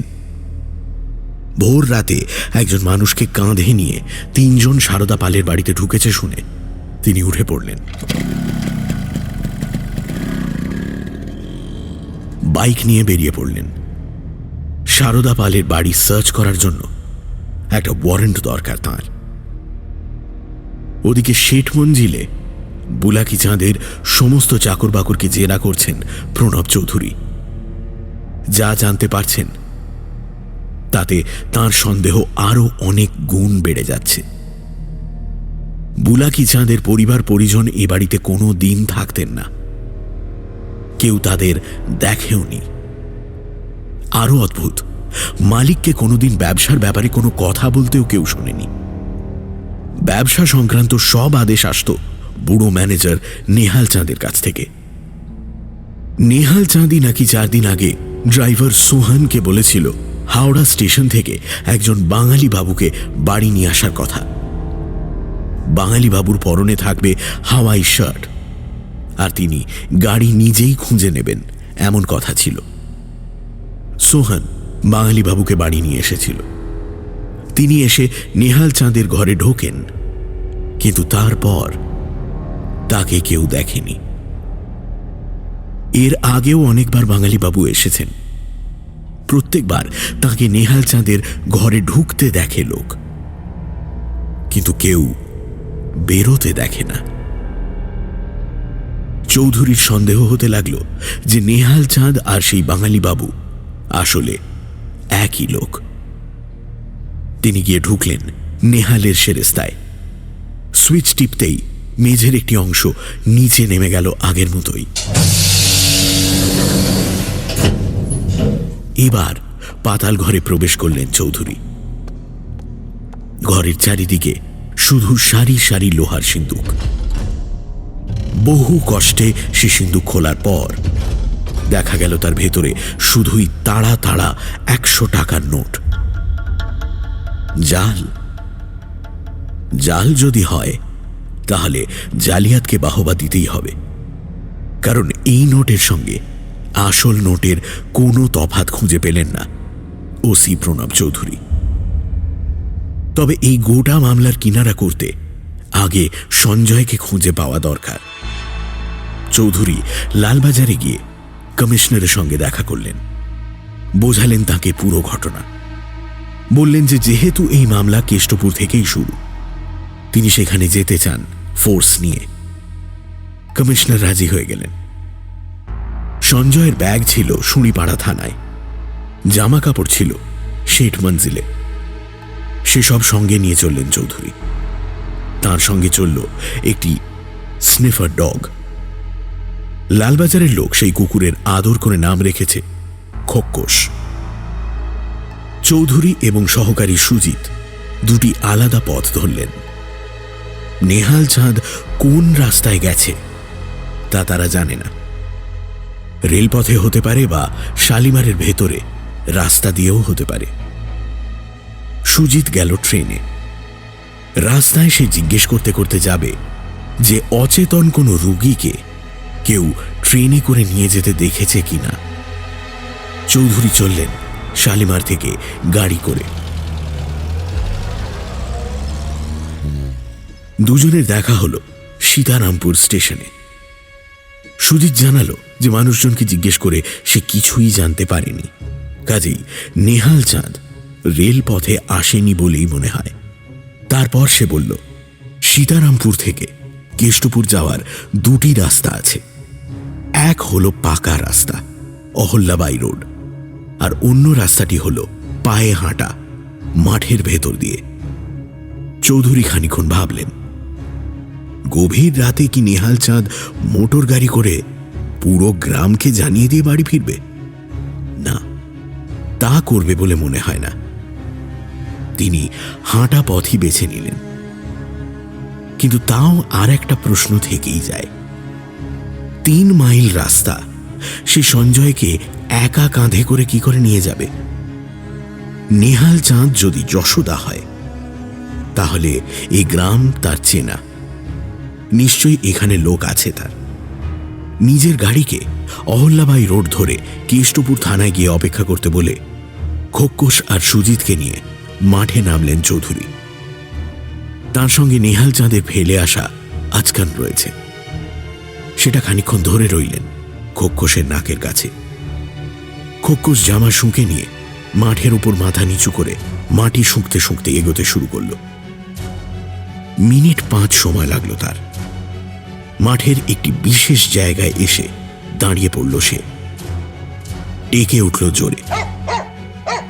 চৌধুরী সেখানে গিয়ে দেখেন রাস্তার ধারে মাটিতে গভীর 2টি দাগ।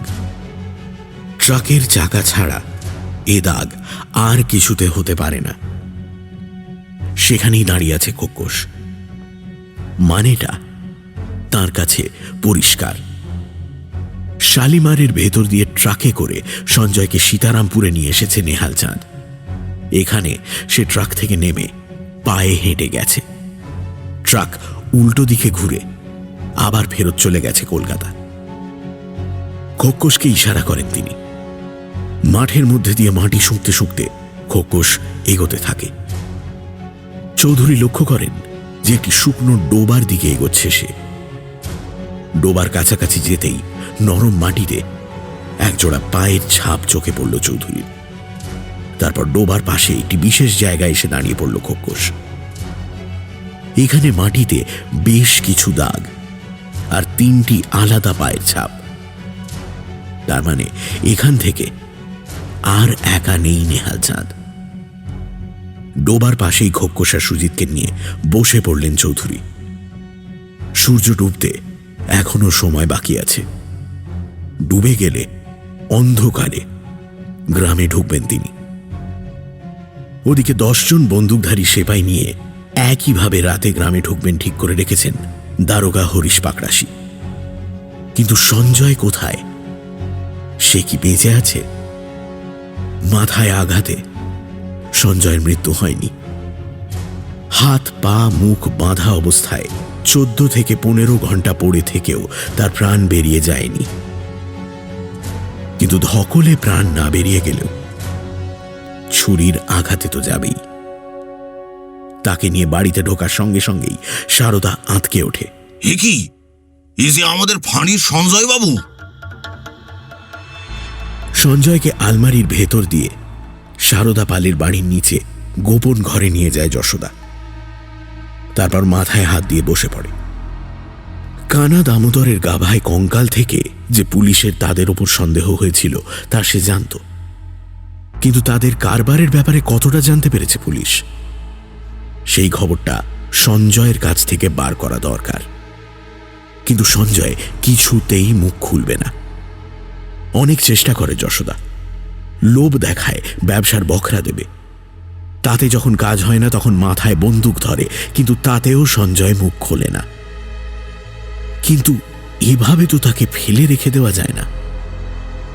যদি কোনোদিন পালিয়ে যায়? সে জানে যে যশোদা পাল আর নেহাল চাঁদ একই লোক। সে জানে যে সারদা পালের বাড়ির নিচে নকল নোট তৈরির কারখানা রয়েছে। সে পালালে সর্বনাশ হয়ে যাবে। রাত প্রায় 1টা। সঞ্জয়ের পাশে বসে একটি কাটারিতে শান দিচ্ছে যশোদা। বিড়বিড় করে বলছে, বলি দেব, বলি দেব। বলি দিলে নিজেই বিপদে পড়বে। কানা দামোদরে জল নেই, হ্যাঁ? আর বাড়ির পুকুরে যদি ফেলো, সে জল আর খেতে পারবে? ও, তুই জানিস তাহলে? লাফিয়ে উঠে সঞ্জয়ের ঘাড় চেপে ধরল যশোদা পাল, তার অন্য হাতে উদ্ধত কাটারি। ঠিক এই সময় সারদা পালের বাড়ির নিচের ঘরে সে শুনতে পেল একটি একেবারে অপ্রত্যাশিত শব্দ, কুকুরের ডাক। সামনে ভূত দেখার মতো চমকে উঠল যশোদা। দাদা, দেওয়ালের ওপারে মানুষ! মনসাতলা সুড়ঙ্গে মানুষ! যশোদা পালের যেন বিশ্বাসই হয় না ব্যাপারটা। তাদের গোপন ব্যবসার কথা না হয় পুলিশ জেনে যেতে পারে, মাটির নিচের ঘরের কথা জানতে পারে, কিন্তু মনসাতলার সুড়ঙ্গ কেউ কিভাবে খুঁজে পেল? যাদব আর মাধব ততক্ষণে যত পারে টাকা নিজেদের পকেটে ভরে নিয়ে দৌড় দিয়েছে আলমারির পথ দিয়ে পালাবে বলে। সারদা পালের বাগানের ভেতরে রয়েছে একটি বাঁধানো চাতাল। চাতালের এক পাশে আধ হাত উঁচু একটা বাঁধানো বেদি। বেদির পাশেই দাঁড়িয়ে আছে একটি মনসা গাছ। মনসা পুজোর দিন সারা গাঁ জড়ো হয় এখানে, কিন্তু সেদিন সন্ধেবেলা কেউ ছিল না। ডোবা থেকে মাঠের রাস্তা শুকতে শুকতে একেবারে বেদির পাশেই এসে দাঁড়ায় খোকস। তারপর বেদির ওপর আঁচড়াতে থাকে নখ দিয়ে। ওসি প্রণব চৌধুরীর কাছে এর মানে পরিষ্কার, এই বেদি নিশ্চয়ই সরানো যায়। এবং বেদির নিচে ঢুকেছে নেহাল চাঁদ সঞ্জয়কে নিয়ে।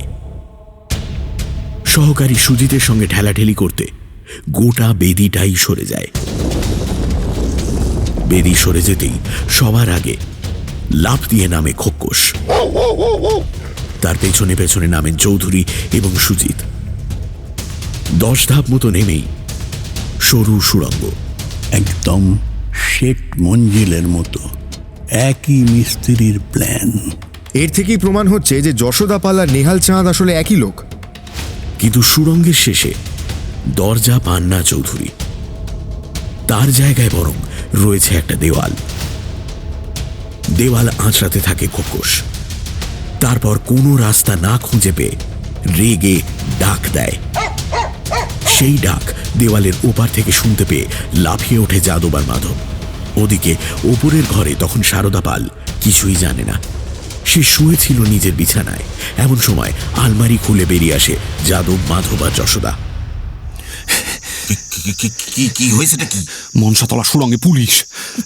পুলিশ মনসাতলা সুরঙ্গের কথা জানতে পারলো কি করে? কুকুর, সঙ্গে কুকুর নিয়ে এসে। কুকুর? এবার তাইলে আলমারিটা বন্ধ করো, আর তোমার মাকে সাবধান করে দাও, খবরদার যেন কোনো কথা না বলে ফেলেন। আর কর্তা, যদি সাহস হয় তো নিচে নেমে ওই সঞ্জয়বাবুকে কেটে ফেলো এক্ষুনি, কাটারি পাশেই রাখা আছে। তিনজনে বেরোতে যাচ্ছে দেখে সারদা কাতরভাবে বলে ওঠে, আমাকে বিপদে ফেলে তোমরা চলে যাচ্ছ? আমরা থাকলে তোমার আরো বিপদ। তিনজনে বাড়ির দেওয়াল টপকে বাইরে বেরোয়। কিন্তু এ কি, বাড়ির চারিদিকে পুলিশ যে! পুকুরের পাড়ে, বাগানের পাশে, অহল্যাবাই রোডের ধারে সর্বত্র পুলিশে পুলিশে ছয়লাভ। কোন দিকে যাওয়া যায়? কানা দামোদরের দিকেই একমাত্র পুলিশ নেই দেখে যশোদা। সেদিকেই ছোটে তিনজনে। কানা দামোদরের শুকনো গাভা দিয়ে হাঁটলে সুবিধেও, চট করে কারুর চোখে পড়বে না। গাভায় নেমে এক মুহূর্তের জন্য তিনজনে থমকে যায়। এখান থেকে স্পষ্ট দেখা যাচ্ছে পুলিশ ফাঁড়ি। 8 বছর তারা এখানে আছে, কিন্তু এদিকে কারুর আশা হয় না। যশোদা পাল গ্রামে রাতে আসে, ভোরে চলে যায়। যাদব আর মাধব রাত ছাড়া পাতাল ঘর থেকে বেরোয় না। এগোতে থাকে তিনজনে। ফাঁড়ি এখন তাদের সামনেই। তিনজনেরই গা শিরশির করে ওঠে। এইখান থেকেই উঠেছিল হাড়গুলো। 8 বছর হয়ে গেছে, তবুও সেই রাতের ঘটনা স্পষ্ট মনে আছে তিনজনের। সবে কাটা মুন্ডু আর ধরটা নদীর গাভায় এনে ফেলতে না ফেলতেই হুড়মুড় করে নেমে এলো বৃষ্টি। সেই বৃষ্টিতে ভিজতে ভিজতে যাদব আর মাধব বটতলা থেকে এক এক করে পাথর এনে দিতে লাগলো যশোদাকে, আর যশোদা পাথরগুলো সাজিয়ে দিতে থাকলো লাশের ওপর। আজ রাতে ফাঁড়ি বড় চুপচাপ। মনে হয় যেন একজনও নেই পাহারায়। না থাকলে যশোদাদের সুবিধেই হয়। থানা থেকে যদি অন্তত 2টো সাইকেল পাওয়া যায় তাহলে খুব উপকার হয় তাদের। আস্তে আস্তে ফাঁড়ির পেছনে এসে দাঁড়ায় তারা।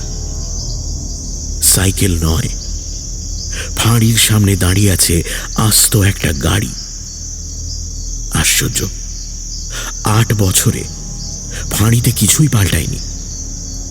পাল্টেছে শুধু তারা নিজেরা। 8 বছর আগে ফাঁড়িতে তারা দাপিয়ে বেড়াতো, আজ তাদের লুকিয়ে ঢুকতে হচ্ছে। সিঁড়ির ওপরে একটি সেপাই পাহারায়। সে বুঝতেও পারল না কখন তার গলা এ ফোঁড় ও ফোঁড় করে দিল একটি ছুরি। গলা দিয়ে শুধু একটা ঘড় ঘড় শব্দ বেরোলো তার। গাড়ির ড্রাইভার শুয়েছিল বারান্দার উপর। তার উপর ঝাঁপিয়ে পড়ল যাদব আর মাধব। 8 বছর পরে আজ আবার খুন হলো কেষ্টপুর ফাঁড়িতে। এবার জোড়া খুন। ড্রাইভারের পকেট থেকে গাড়ির চাবি বার করল যাদব। তারপর 3 বন্ধু মিলে গাড়িতে চেপে হাওয়া।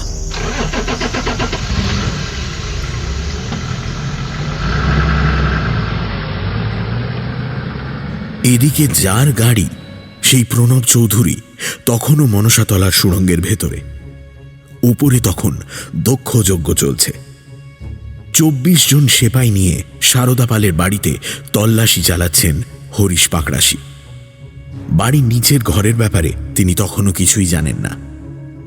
সারদা পালের শোবার ঘর, তার গোদাম, তার পোস্ট অফিসে কিছুই না পেয়ে পাকড়াশি উঠলেন দোতলায়। সেখানে সারদার মায়ের ঘর থেকে খান 24 দস্তার আংটি পাওয়া গেলেও আর কিছু জানা গেল না। নিচে নেমে এলেন হরিশ পাকড়াশি। সেপাইকে বললেন, এই আংটিগুলো রসিদ লিখে দাও, এগুলো আমি নিয়ে যাব। এই বলে বেরিয়ে যাচ্ছিলেন পাকড়াশি, কিন্তু একটি জিনিস তাকে থামতে বাধ্য করল। তিনি দাঁড়িয়ে সারদা পালের শোবার ঘরের সামনে এবং ঘরের ভেতর থেকে স্পষ্ট শোনা গেল কুকুরের ডাক। ঘরের ভেতরে ঢুকলেন পাকড়াশি। কই, কুকুর তো নেই, কিন্তু কুকুরের ডাক শোনা গেল আবার। কই, কুকুর তো নেই। আওয়াজটা যেন আলমারির দিক থেকে আসছে বলে মনে হচ্ছে, কিন্তু এই আলমারি তো কিছুক্ষণ আগে খুলে দেখা হয়েছিল, একদম খালি বলে আবার তালা লাগিয়ে দেওয়া হলো। একটু কাছে গিয়ে দেখি তো। আলমারির দিকে এগোলেন হরিশ পাকড়াশি এবং সঙ্গে সঙ্গে আলমারির ভেতর থেকে বেরিয়ে এলো মানুষের কণ্ঠস্বর। আলমারির দরজা খুলুন, খুলুন বলছি। পাকড়াশি ঘরে ঢোকায় উঠে দাঁড়িয়েছিলেন সারদা পাল। এবার হঠাৎ করে অজ্ঞান হয়ে পড়ে গেলেন। আপনি কে? আমি কলকাতা পুলিশ, সঙ্গে কেষ্টপুর ফাঁড়ির ইনচার্জ সঞ্জয় বোস। ও সঞ্জয়, তুমি ভেতরে? দরজাটা খোলার ব্যবস্থা করুন স্যার। দাঁড়াও দাঁড়াও দাঁড়াও দাঁড়াও, চাবি সারদা পালের কাছে ছিল, কিন্তু সে তো অজ্ঞান হয়ে গেল। আলমারির তালা ভাঙা হলো। বিজয় গর্বে আলমারির ভেতরে ঢুকলেন হরিশ পাকড়াশি। খোকস পুলিশ চেনে, ল্যাজ নেড়ে তার অভ্যর্থনা করল। হরিশ পাকড়াশি করমর্দন করলেন প্রণব চৌধুরীর সঙ্গে। আমি শুনিপাড়ার থানার ওসি প্রণব চৌধুরী। দেখুন দেখুন কি কাণ্ড আপনার এলাকায়। আচ্ছা, এই নিচে কি রয়েছে দেখলেন? 4 ঘর, ভেতরে নোট জাল করার মেশিন আর থরে থরে নকল নোট সাজানো। বলেন কি? পুরো দস্তুর ল্যাবরেটরি বানিয়ে ফেলেছে একখানা। কম করে 10 লাখ টাকা রাখা রয়েছে নিচে। কিন্তু একটা কথা বলুন তো, আমরা তো এই আলমারি সার্চ করেছি, কই তখন তো কিছু পাইনি। পাবেন কি করে? কারচুপি তো আলমারিতে নয়, পিছনের দেওয়ালে। ভেতর থেকে একটা হ্যান্ডেল ধরে টানতে হয়, তবেই আলমারির পেছন সমেত দেওয়াল সরে যায়। ও বাবা! হ্যাঁ, ওদিকের দেওয়ালেও একই ব্যবস্থা। নেহাত সঞ্জয় হাত পা বাঁধা অবস্থাতেও হাতল ঘুরিয়ে দরজাটা খুলে দিয়েছিল, নাহলে তো আমরা ঢুকতেই পারতাম না। সে রাতে কারুর আর ঘুম হল না। হরিশ দারোগা রইলেন সারদা পালের বাড়িতে আরও তল্লাশি চালাতে। প্রণব চৌধুরী, সঞ্জয় আর সুজিত চলল ফাঁড়ির দিকে। তাদের ধারণা ছিল যশোদা, যাদব আর মাধব পায়ে হেঁটে পালিয়েছে। চৌধুরীর গাড়ি আছে, ধরে ফেলবে। ফাঁড়িতে ফিরে সবার চক্ষু স্থির। গাড়ি তো নেই, ড্রাইভার খুন। খুন হয়েছে দীনদয়াল দুবেও। যশোদা পাল যে কি জিনিস সবাই এবার ধীরে ধীরে বুঝতে পারছে। সঞ্জয়, তোমার যা ভাগ্য, তুমি লটারির টিকিট কাটো। 3 খুন করেছে যে, তার হাত থেকে তুমি বেঁচে ফিরে এসেছো। একটা ভুল করলেন স্যার, খুন 3টে নয়, 4টে। কেষ্টপুরে যশোদার হাতে 3টে খুন হয়েছে। 3টে? কোথায়? সঞ্জয় জবাব দেওয়ার সময় পেল না।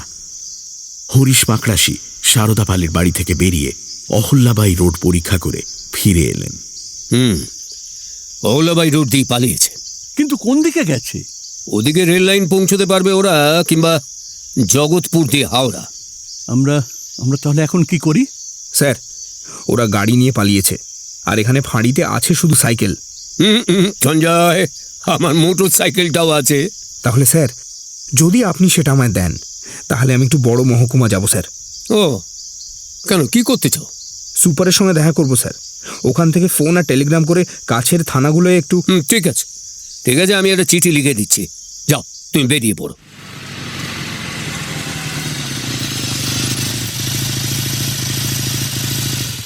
ভোরের মধ্যেই সঞ্জয় পৌঁছে গেল পুলিশ সুপারের কাছে। সংক্ষেপে তাকে পুরো ব্যাপারটা বুঝিয়ে দিল। সুপার প্রশংসার চোখে তার দিকে তাকিয়ে বললেন, খুব করিতকর্মা ছেলে তো তুমি। তাই এবার কি করতে চাও? স্যার, আমাদের পূর্ব সীমান্তের একটা ম্যাপ যদি আনিয়ে দেন। ম্যাপ এলো।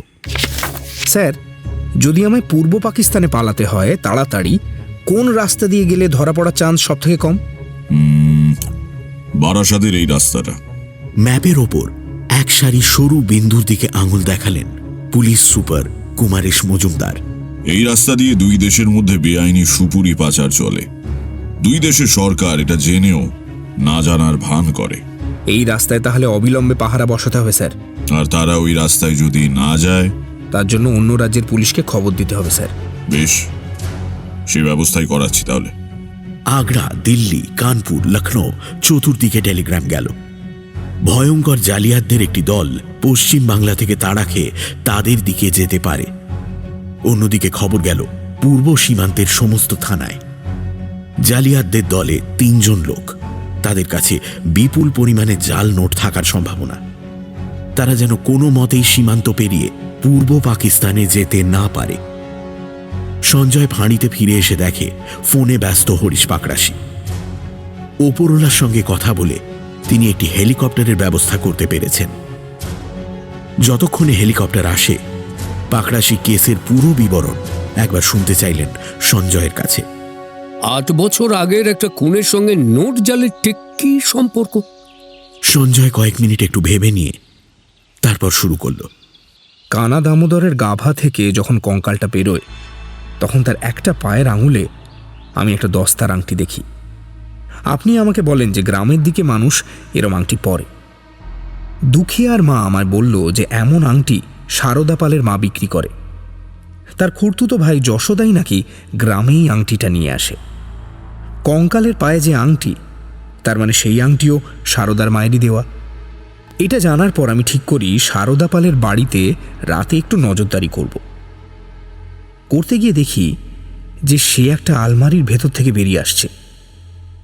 আলমারির ভেতর থেকে আরেকজনের কণ্ঠস্বর শুনতে পাই। পরের দিন সকালে জানতে পারি সেটা সারদার ভাই যশোদা। কৌতূহলবশেই আমি তাকে ট্রেনে ফলো করি। সে আমার কাছে একটা 100 টাকার নোট ভাঙাতে চায়।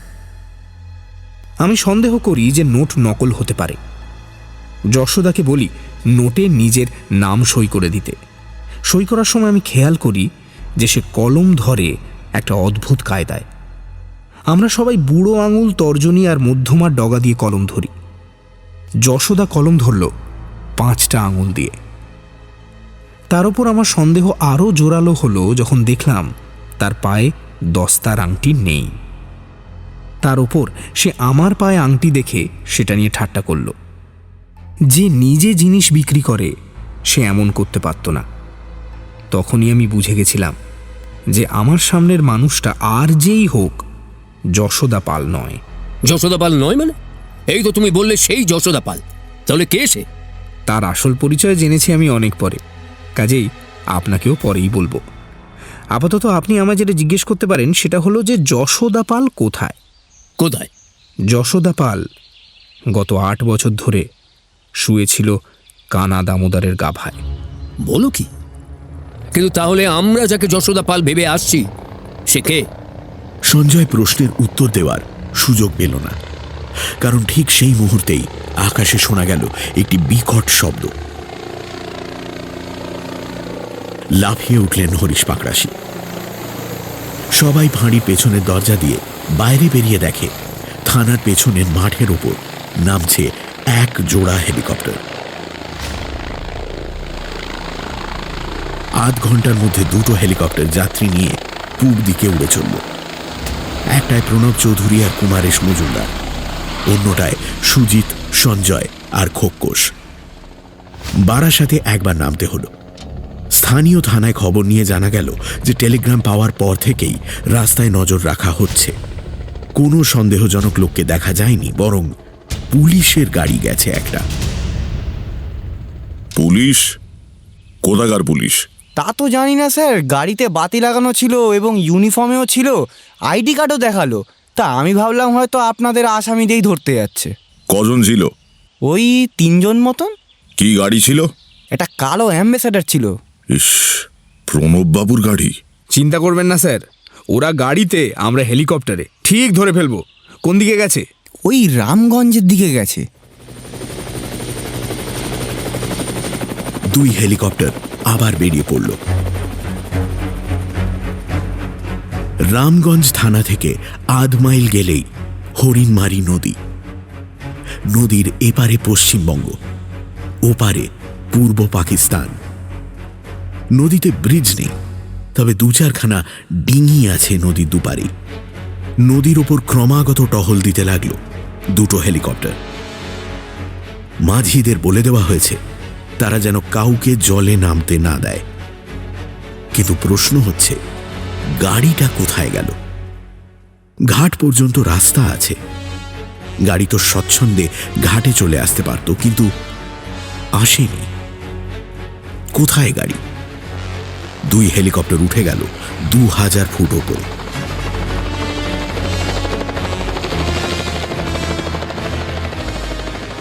নদীর ধারে ফাঁকা জমি আর ক্ষেত, কিন্তু কিছু দূর থেকে শুরু হচ্ছে আম বাগান। সেই আম বাগানের ভেতরে গাছের ফাঁকে কি যেন একটা দেখা যাচ্ছে না? হ্যাঁ, ওই তো কালো অ্যাম্বাসেডর। হেলিকপ্টার ছুটল আম বাগানের দিকে, নামলো আম বাগানের ঠিক পেছনে। নেমেই সবাই ছুটল গাড়ির দিকে। না, গাড়ি ফাঁকা, কিন্তু খোকস আছে। সে গাড়ির ভেতর ঢুকে প্রথমে মন দিয়ে শুঁকল ড্রাইভারের সিট, তারপর গাড়ি থেকে নেমে মাটি শুঁকতে শুঁকতে এগিয়ে চলল। শিকারের গন্ধ পেয়েছে খোকস। ওদিকে একটা হেলিকপ্টারে করে নদী টহল দিতে চলে গেলেন কুমারেশ আর সুজিত। খোকসের সঙ্গে রইল সঞ্জয় আর রইলেন প্রণব চৌধুরী। খোকস কিন্তু ঘাটের রাস্তা ধরছে না, ক্ষেতের দিকে চলেছে। একের পর এক ক্ষেতের আল পেরিয়ে চলেছে সে। আর তার পেছনে যেতে যেতেই সঞ্জয়ের চোখে পড়ল লোকটা।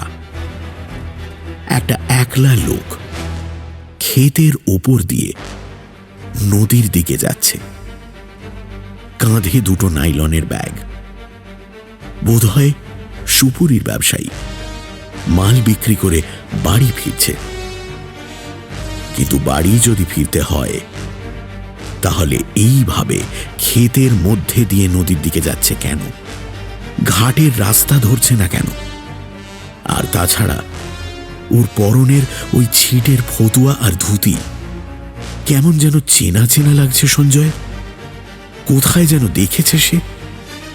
হঠাৎ করে মনে পড়ে যায় সঞ্জয়, জ্ঞান সিং, শালিমারের সেই ট্রাক ড্রাইভার। এই পোশাক সে তার খালাসির গায়ে দেখেছে। কিন্তু সব থেকে বড় প্রমাণ খোকস। লোকটিকে দেখা মাত্র খোকস তীর বেগে তার দিকে ছুটতে শুরু করেছে। আর কোনো সন্দেহই থাকতে পারে না। বন্দুক উঁচিয়ে চেঁচিয়ে ওঠে সঞ্জয়, মোদি হাজরা, আর এক পাও যদি নড়বার চেষ্টা করো তোমায় আমি গুলি করব। মতি হাজরা নদীর একেবারে ধারে পৌঁছে গেছে। সামনের দিক থেকে হেলিকপ্টার এগিয়ে আসছে তার দিকে, পেছনেও পুলিশ।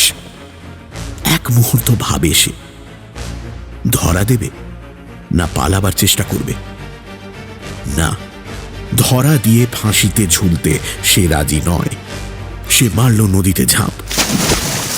সঙ্গে সঙ্গে গুলির শব্দে কেঁপে উঠল প্রান্তর। মতি হাজরাকে মেরে ফেলতে চায়নি সঞ্জয়, জখম করতে চেয়েছিল। গুলি লেগেছে তার কাঁধে। তাও সে এক হাত দিয়েই সাঁতার কেটে বেরিয়ে যেত, কিন্তু বাদ সাধল খোকস। লাফিয়ে পড়ল তার ঘাড়ের ওপর, কামড়ে ধরল তার কাঁধ।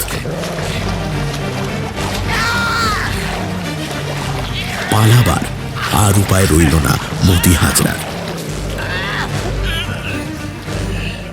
ওদিকে ঘাটের দিক থেকে একটা শোরগোল কানে এলো। মাঝির দল দুজন লোককে জলে নামা থেকে আটকেছে। পুলিশ তাদের বলেই দিয়েছিল এদের কথা। চোরা কারবার মাঝিরা করতে পারে, কিন্তু খুনি আসামির ওপর তাদের কোনো সহানুভূতি নেই। দুজন এখন ঘাট ছেড়ে ক্ষেতের মধ্যে দিয়ে ছুটছে আমবাগানের দিকে। হেলিকপ্টার ধাওয়া করল তাদের পেছনে। রাইফেলের পাল্লার মধ্যে এসে যাওয়ার সঙ্গে সঙ্গেই গুলি চালালেন কুমারেশ মজুমদার। যাদব আর মাধব ওরফে মোতাহের শেখ আর জাফর আলীর পূর্ব পাকিস্তান পালানো আর হল না। আসামিদের কাছ থেকে পুলিশ উদ্ধার করল প্রায় লাখখানেক টাকা। এ নোট জাল নয়, জাল নোটের কারবার থেকে যা মুনাফা হয়েছিল এ সেই টাকা। প্রত্যেক মাসেই মুনাফার টাকা তারা পূর্ব পাকিস্তানে পাচার করে এসেছে। এই শেষ কিস্তিটাই খালি গেল না। আপাতত আসামিদের প্রেসিডেন্সি জেলে রাখা হলো। সন্ধেবেলা সবাই বসলেন প্রণব চৌধুরীর বাড়িতে এই গোলমেলে মামলার জট ছাড়াতে। এদিকেও ভালো খবর স্যার, বদ্রীদাস কনফেস করেছে। যশোদা মতি হাজরা কেষ্টপুর থেকে ফিরতেই বুলাকি চাঁদ তাকে গালাগালি করে মুনাফার বকরা তাকে কম দেওয়া হয়েছে বলে। খানিকটা ঝগড়ার পরেই মতি বন্দুক বার করে তাকে গুলি করে। ঘটনার সময় বদ্রীদাস সেখানে হাজির ছিল। নিঃসন্দেহে সুখবর। আচ্ছা সঞ্জয়, যশোদা আর নেহাল চাঁদ যে একই লোক, এই সন্দেহ তোমার হলো কি করে? দুজনের চেহারায় মিল পাওনি নিশ্চয়ই? না, তা পাইনি, কিন্তু আপনাকে আগেই বলেছিলাম যে ট্রেনে দেখেছি যশোদা পালের বিচিত্র কলম ধরার কায়দা। শেঠ মঞ্জিলে জবানবন্দিতে সই করার সময় দেখি নেহাল চাঁদের কলম ধরার কায়দা একেবারে এক। ওই জন্যই তাকে জিজ্ঞেস করেছিলাম ইংরেজিতে কাজ হয় কিনা। তারপর তার সেরেস্তা থেকে যখন তাকে পাঠালাম ড্রাইভারের খোঁজ নিতে, সেই ফাঁকে একবার তার কাগজপত্র ঘেঁটে তার ইংরেজির হাতের লেখা দেখলাম, হুবহু নোটে যশোদা পালের লেখার মতো।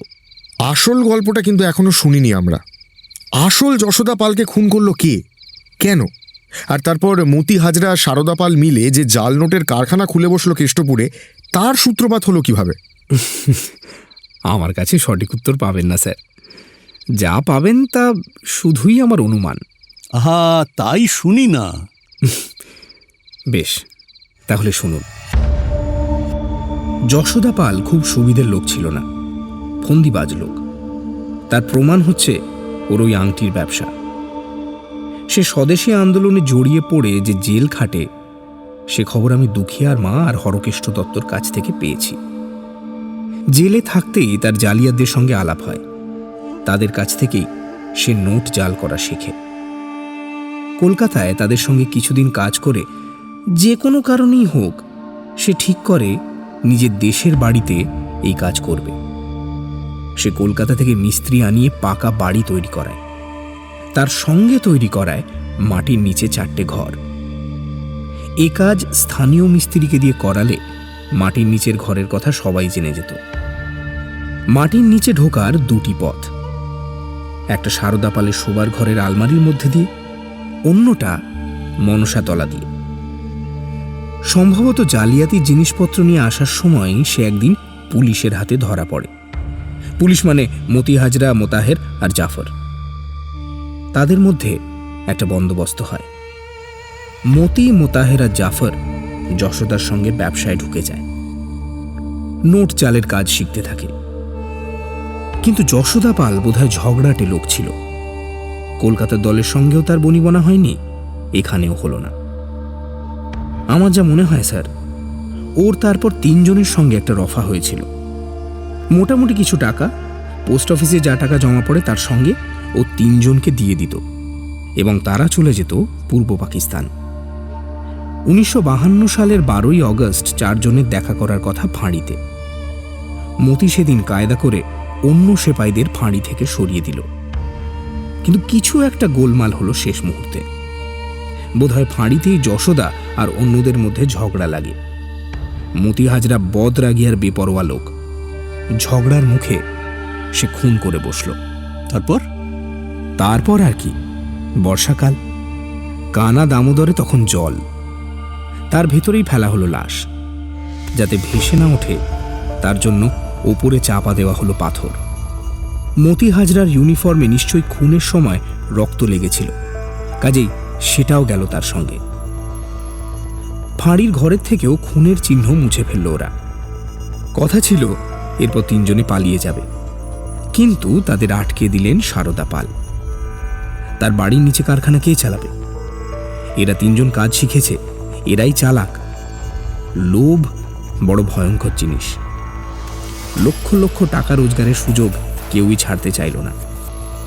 মতি হাজরা হয়ে গেল যশোদা পাল। গায়ে সে দিনের বেলা বেরোয় না, পাছে তাকে কেউ চিনে ফেলে। শহরে এসে যায় মাঝে মাঝে মাল মশলা কিনতে আর তার দালালকে নকল নোট দিতে, যেগুলো সে বাজারে ছাড়বে। দালাল মানে বুলাকি চাঁদ, যাকে সে নিজে ফুটপাত থেকে তুলে এনে শেঠ মঞ্জিলে বসিয়েছে। ভালোই চলছিল ব্যবসা, কিন্তু ওই ধর্মের কল বাতাসে নড়ে। বৈশাখের খরার জন্য ঝিঙে লতায় জল সেচ দেওয়ার দরকার হলো মুচিরাম চাষির। ডোঙা কল বসাতে গিয়ে 8 বছরের পুরনো যশোদা পালের কঙ্কাল সে আবিষ্কার করে ফেলল। কিন্তু এসব যে তুমি বলছো, এগুলো কোর্টে প্রমাণ করা যাবে তো? আমার মনে হয় প্রমাণ পাওয়া যাবে সারদা পালের মায়ের কাছে। আমি দুখিয়ার মায়ের কাছে শুনেছি যে ভদ্রমহিলার চোখের জল এই 8 বছরেও শুকোয়নি।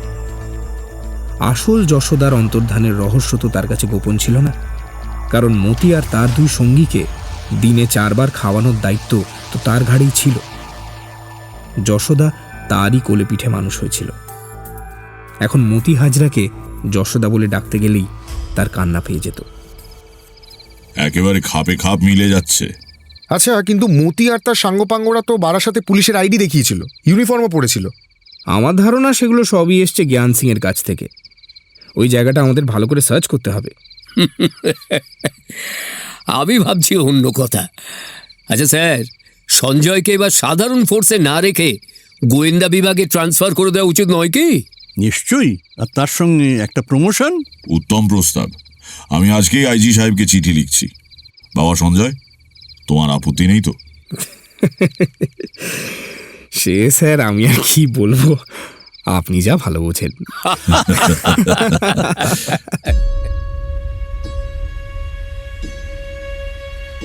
সানডে সাসপেন্স ক্লাসিক্সে আজ শুনলেন অলোক ঘোষের দস্তার আংটি।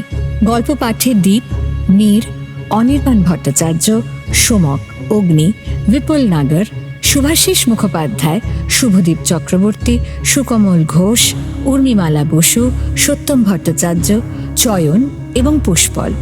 শব্দগ্রহণ, ধ্বনি পরিকল্পনা ও আবহ সঙ্গীত রিচার্ড। প্রচার অলঙ্করণ জয়েন দ্য ডটস। নাট্যরূপ এবং পর্ব পরিচালনা দীপ।